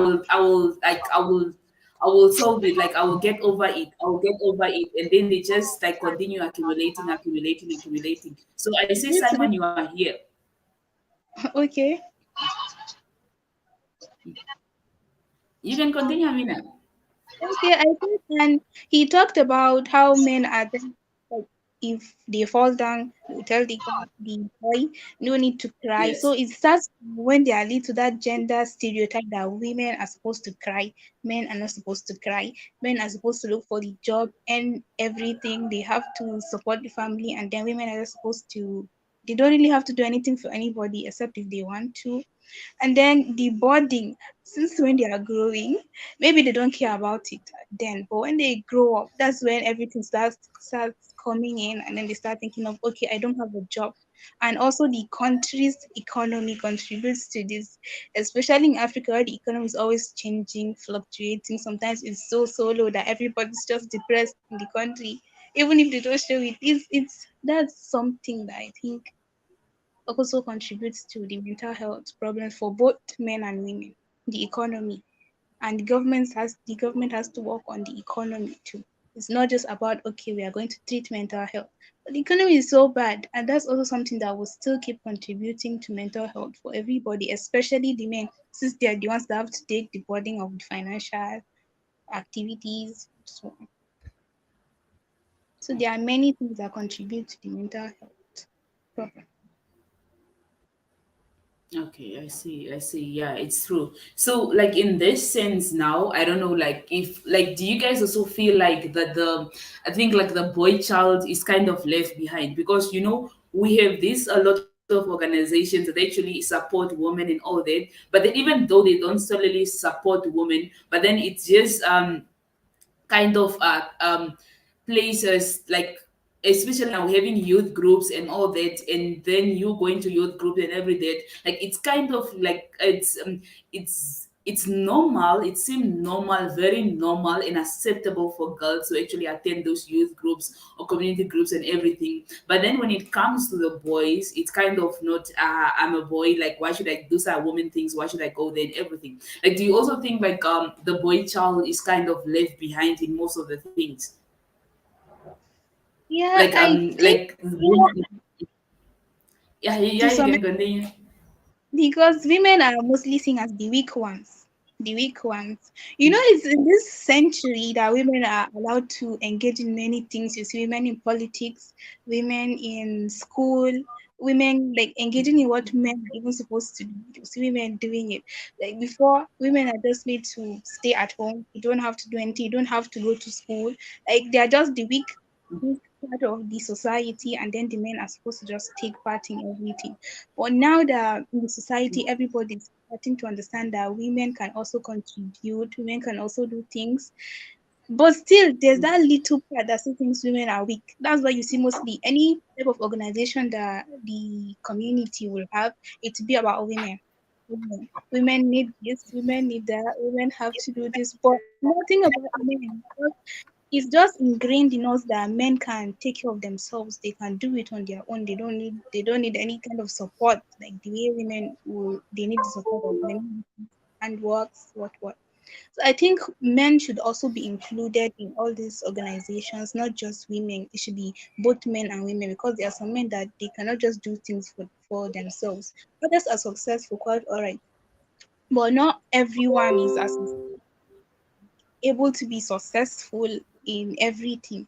So they also need support. That way, it will reduce the mental health symptoms, or should I say causes, not symptoms, causes of mental health. That's what I think. They should also be included, or they should be like a something for the men too, not just women all the time. Women all the time. Men should also be included. So the women are also human. They are not robots or just superhero. Even in movies, you will see that it's the man that's always saving the woman. You will never see where to see the woman, except maybe in just some action movie that they just want to show the woman actually. That's it. So I think men should also be included in everything, even when they are growing up. If the boy is trying to cry, they should allow him. They should show him that yes, you can cry. It is normal. You don't have to be brave all the time. You don't have to act like you can do everything. You Yeah. don't. You can show your fear. Fear is also bravery. Fear is also bravery because due to you can start thinking of solutions to do some things. Not that they'll say don't get scared, don't get Yeah. scared. So it will make you feel even more scared inside. So it's okay to express yourself. And that is something that everybody should know. It should be widely spread. That's what I think. It's true. It's true. I think okay. So, Carmona, do you think that you guys are left behind in most of the? Do you feel that?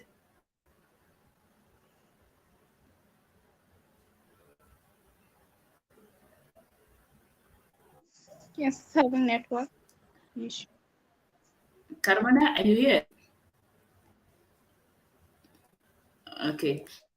Yeah. Network. So, like, what, like, that is actually like one of the discussion that is kind of going on now that the boy child is kind of left behind in most of the things, and then everything is just kind of concentrated on the girl and everything of that sort. And then I think also that leads now to like to the mental, like to the boys suffering from depression and everything, because them, they are not taught, they are not empowered and everything of that sort. Because I really think, like, I also kind of think that, because we are, okay, women, we are being empowered and everything like that, but then we are now in the different we are now in in the 21st century, and then there are this young generation, that this new generation, we have not gone through, we have not experienced the things that the other generation, our older generation, actually experienced. Like when back then, when men were bold, and they were regarded as like, they were like they had power on everything and everything of that sort, and when they were in control and all that. But we are actually I think we are in a different kind of world where we all need empowerment. Like being a boy, being a girl, we all need empowerment. We all need that empowerment to be taught on how to deal with just our emotions, to be taught how to deal with certain situations we find ourselves in, like in certain situations. So yeah, I think we all kind of need empowerment. So I'm just going to read some comments that we have here. So Natango says that but men should stop offering items or things of valuable cost. Like it's really unacceptable that a man offer many things of value to girls that doesn't meet his life demand. So Okay. I didn't know what to say to that. What I want to say is you should cut your cloth according to your size. The problem sometimes is from the men. They want to show that yes, I have it. And then sometimes it's from the girls because they only want those that are successful, not the one that doesn't have a car and a house, like you said.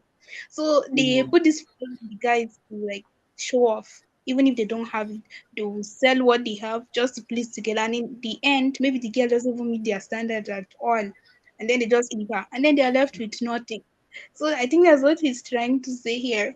The thing is from both the guy and the girl too. So you should just do what you can do for the girl. So it's left to her. If she wants you the way you are, then she will. That way you get somebody that is actually like involved, that somebody that actually wants you. Or if you try to show up and pretend, when she finds out, of course she's going to leave you. If she only wants someone that's successful. So you show her who you really are, and you should try to do what you can do for her. And then the girls should reduce their over, how would I put, the exaggeration of the way they want their life to be. It's not just about money, wealth, it's also about happiness, the person's personality. You have to look at the personality first, not just his wealth. I think so. Both Yeah, and the girls to like adjust. it's true. It's true. So Carmona, you are big. Like we actually have a comment here. Like Natakwe says apparently like men should stop offering like items of like high valuability like to girls, because it's really unacceptable that a man offer many things of value to girls that doesn't meet his life standards. Like what do you say on that? It's really funny. Like what? Well, this what she said happens a lot. I've seen lots of people doing that, doing things going beyond their financial capabilities just to impress a woman. But Yeah. if they feel happy doing so, probably this is the right thing they should do. If they feel happy doing that, they should not, in my perspective. But if they themselves feel like they need to do it, just keep doing. But when it leaves them, they'll start complaining that Yeah, the girl. yeah, yeah. And most So of them, after doing that, after uh, going, doing almost impossible things, yeah, do unthinkable things to get money and to buy these gifts, they also come and complain amongst when they meet other men. Like, oh man, yeah, I spent a lot of money. I was doing this, and that. I bought this, and that, and now I'm broke. I bought this, and that. And sometimes they also come, can you please owe me some money because I need to buy this, and that for my girlfriend, or I need to do this, and that. So things shouldn't be like that. But if they feel like it's okay to do so, so then who am I to judge them? yeah. I know it's not to judge them, but they should also be sensible, and they should know that if you want to spend and go to this excess for a woman, then you should at least have something of your own. That even if you spend on her, you will still have something left. So that risk, the risk should be minimal. Even if she leaves you, you have something. But they don't have anything, and then post every single thing they have in their life for the girl, and then when she leaves, they'll be like, "Oh, girls are bad, girls are this," and then it will be the girls. What you're doing is spending excess. Yeah, and actually, this is difficult, and it's hard to give advice to someone who's in love, because those men, most of them, when they're in love, they don't think in this rational way, like this cost and benefit rationality. They don't have. They lack this cost and benefit rationality. They only think about doing what they want to do and pleasing the person they're in love with, or in love, yeah, in love with. I guess the women should also reduce their standards, because women's standards are very, very, very high. Although not all, but most standards are just so high, The problem especially. is most of the time this the guys who used to do that, they used to fall in love to people who were not from their background or their standard, you see. So in order to fit into in order to be the perfect match for her, that's why they try to endeavor and do things they shouldn't be doing to fit that standard. Well, the fault is It's both the sides, the girl and the boy, the man and the woman, both sides. That's what I think. Like I think it's just it has like it all just comes back, I think, to self-awareness in you being like in you being yourself. Because somebody like I know that like I believe that somebody who really like who you know yourself, and then you trusting your own self and everything, you would actually go to that extent of trying to kind of please someone and trying to live kind of a fake life, not really fake, but trying to portray to go kind of to go beyond what you can offer to actually give to somebody or to somebody, to a girl and everything like that. And I think like girls, like they just I don't know how to say it, but then as a lady, like I think you being there, you should actually be, I think, kind of the support, let me say, and then you will not demand like you will not demand something from someone who you know that that person cannot actually not provide that type of thing that you are actually demanding at that moment, and you knowing that that person, it's that thing is out of that person's line. If you really love that person, I think that's only happened mostly in one-sided kind of love. So I don't know, but yeah, That's true. That's true. but it happens a lot though. Okay. Wait, anybody saying something before I say talk? You can go on. Okay. You're talking about the one-sided kind of love, and I agree with what you are saying. It's true because if the girl doesn't love you, doesn't really love you, maybe Yeah. just a little bit likes you, or she doesn't really like care that much about you, that's when she will demand excess because she knows what you're capable of. But maybe because she just wants to use you for money, like you're her money bank, and then maybe she has someone else that she really cares about.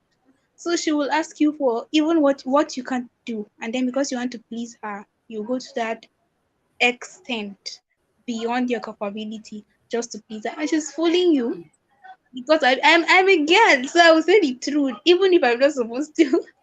But I have to say it. They will just extort what they can from you, and at the end, if you're just disturbing them, I'm giving you this, I'm giving you that, but you don't really care about me. They're like, okay, I'm done, and you don't have any choice. You can't force her to be with you, and then she has already extorted everything she can from you. So I think the men should be wise too, and the women should also stop doing what they are doing to the men. They should just use it because if you don't like him, tell him you don't like him. You don't have to use him for to be like you don't. Have, it doesn't have to be your money bank because that's what he is. That's what I hear most women talking about. They be like, I have the one that will recharge my phone, then the one that's going to take me shopping, and the one that's going to just they don't have them. I don't have the real one that they actually care about. So the remaining they don't really care about will be the money bank and so on. So that's just how it is. I guess the awareness, we should just create an awareness for things like this. Men and women should reduce how their expectations about such things. And I think this discussion started is getting more fun, by the way, more interesting. It's true.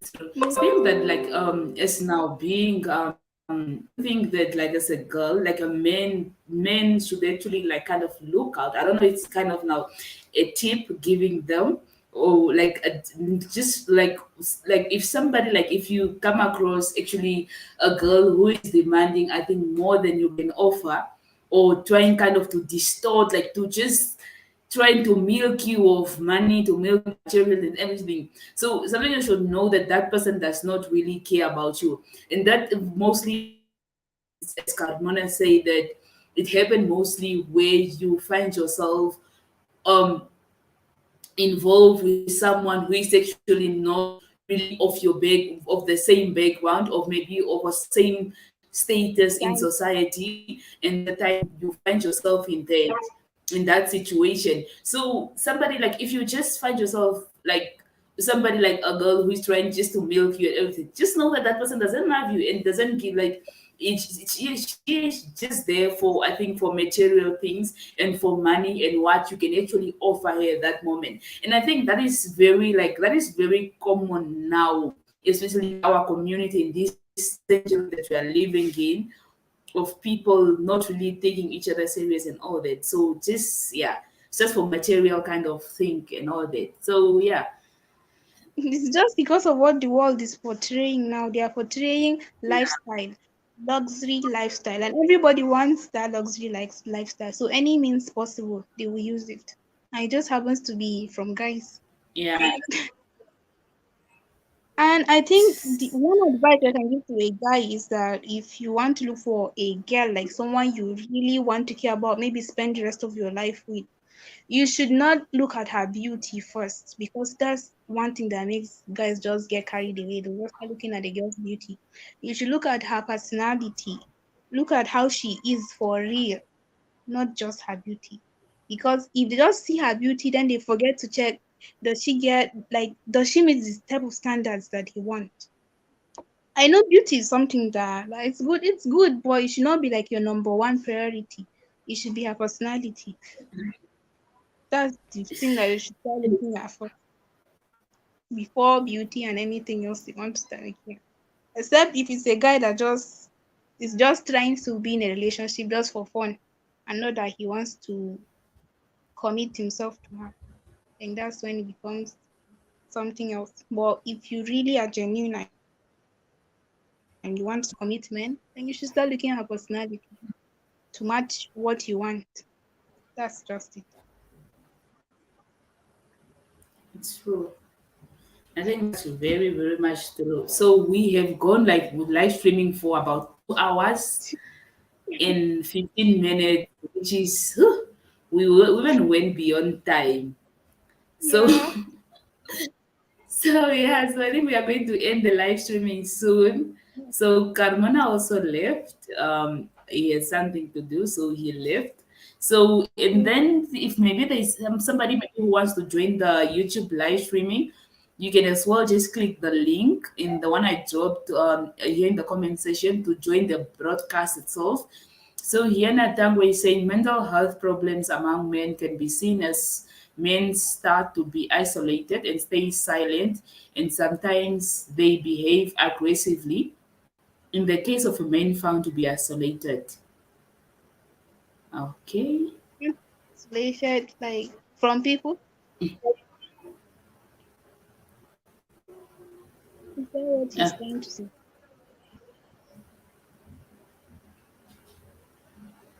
Pardon? What did you say? He said isolated. Does he mean like isolated from people? Like when Yeah, he's I isolated. think yeah. Yeah, I think he meant that like you not really being want to be among other people and you coming off kind of aggressive like in situations and everything like that. And then maybe you will and then maybe you will Let's say start to realize that because the problem is kind of a problem like mental health, maybe problem or something kind of thing. Maybe having a yeah. that person's antisocial, I guess. Because that's somebody that don't like people and that can be isolated from everyone. And it's also something that can lead to mental health problem and then the suicide at the end if they don't take action or try to stop it on time, prevent. So Even if you just start feeling like you don't care about people, you don't want to be with people, I think that's the time that you're supposed to go and see a therapist because that's the beginning of something. If you allow it to escalate and then it becomes like your normal personality, your normal mood, what you do, you always be depressed because, like you said, isolated. You don't have anyone, and even if you have problems, you cannot share it. So I think it would be good for that yeah. person to, even if you don't want to go to a therapist at the beginning, you should seek your family members or the family member should seek the person since he doesn't want to get involved with anyone. They should be there for him and try to help him. If he gets, if it's something that they can't help, then they should see a therapist. I see. Yeah, that's like I think in most of like in most cases where you see that this person is really vocal and this person is and this person is always really active, like he likes joining, like he's always like vocal and then like always joining discussions and everything, and then you see this person actually trying to starting to isolate himself from others and all that. So I think that can also be kind of an indication. So it's really, but then like the other thing also is like you say, like if you have kind of like you realize that you are going through a problem, you have a problem, maybe financial kind of problem that you are facing, and then you can actually approach your family, like your family members, or somebody that you can actually trust, or somebody that you can find comfort in talking to, but doesn't always have maybe to be a family member and everything like that. But then yeah, just find somebody who can really, most of the time, as well as also maybe just like talking to a stranger also helps a lot. Like just talking to a stranger also helps a lot. Just trying to, yeah, But we just hope that the stranger will be someone that knows what he's doing, because some people can give very, very bad advice.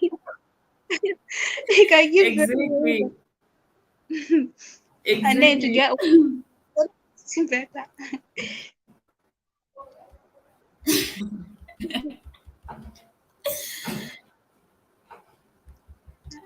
So I think it's just us. exactly. Everybody.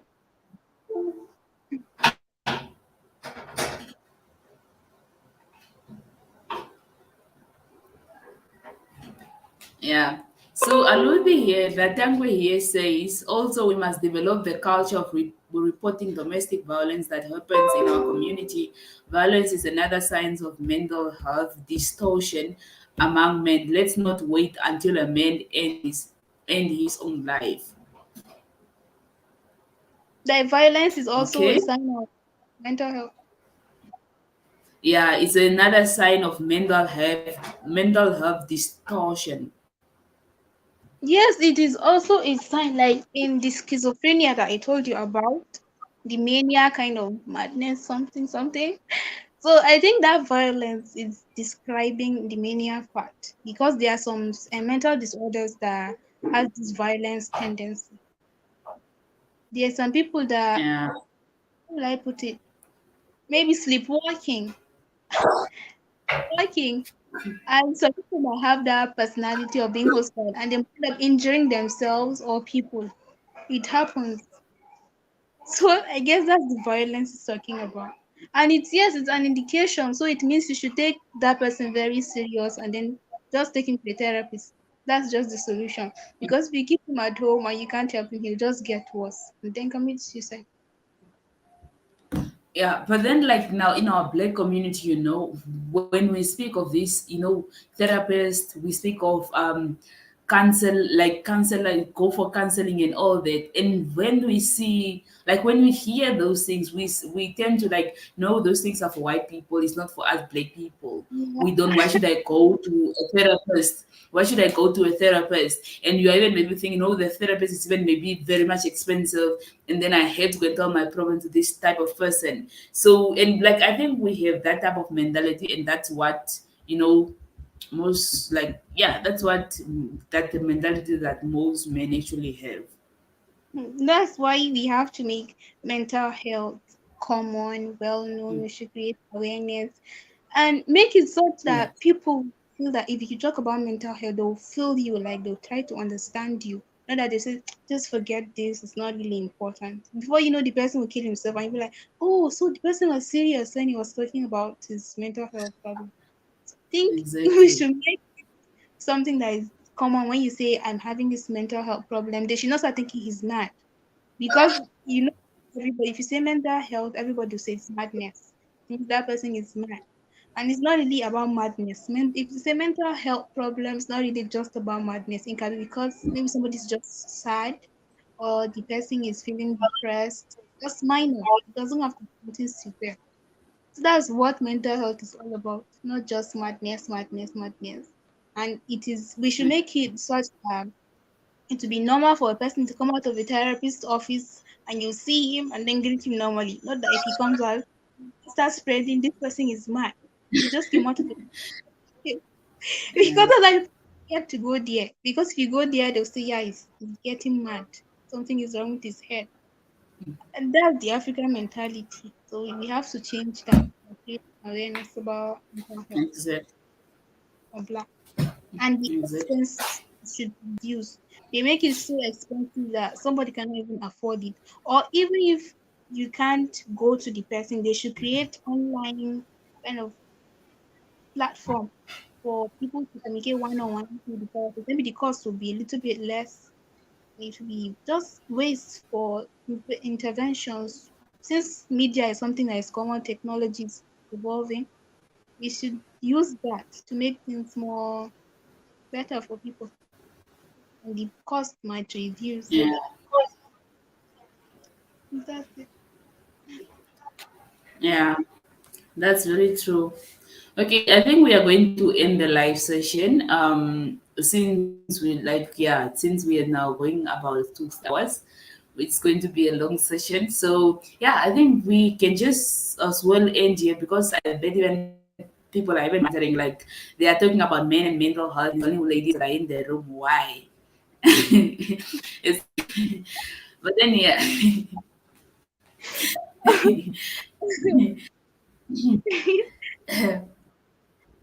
They were yeah. here So while I they think were we can. going to talk about it, since men don't want to talk about themselves. So it's left to women Yeah, to help them. And I think we'll exactly, stay exactly. 2 hours and 25 minutes. I think. Yes, So 2 hours and 25 minutes. So Natangwe says, yes, Elizabeth, counseling is another methodology to curb mental health problems among men. I think that CSOs and other institutions should start public engagement for counseling purpose. I believe so. I think that's very true. Like non-profit organizations and like institutions should start this public counseling purposes, engagement, and all that. So it should be done by questioning men and then offer counseling to them. Okay, that's very true. I think so that is the way.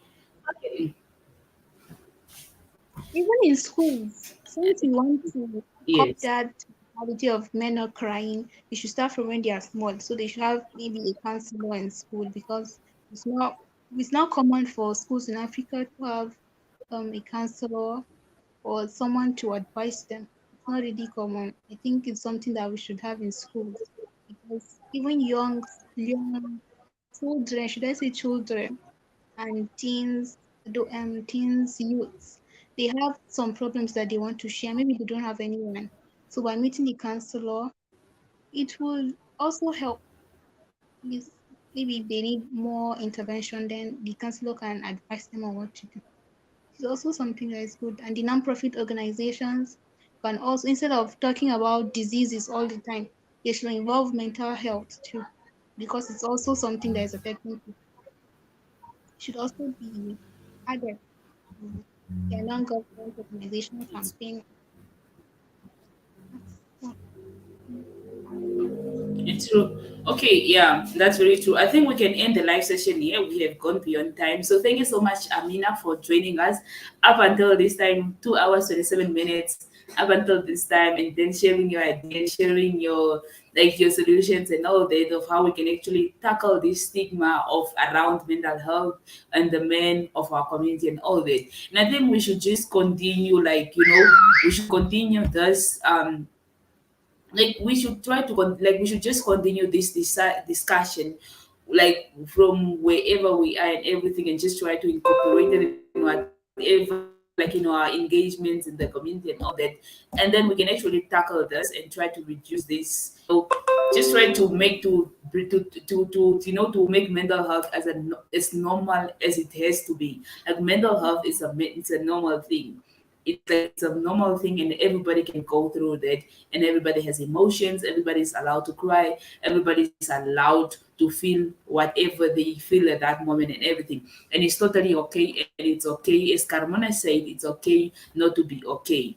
So yeah, Yeah, so thank you so much, Amina, for joining. really enjoyed it. I'm glad I joined. And Maybe we can do thank this you. again. Oh, it was nice and very, very good of you for creating this platform to talk about mental health. Thank you so much, and we appreciate you. So, thank you so much, everyone who joined. Thank you so much, Natambwe. So, thank you so much to everyone who is still here. Thank you so much to I think Peter is still here. Natambwe, thank you so much, guys, for joining and for staying with us up until this time. So, yeah, thank you so much. I'm going to end the broadcast. Yeah. Bye, Amina, and see you on mute. You see you on Good World. Well, yeah.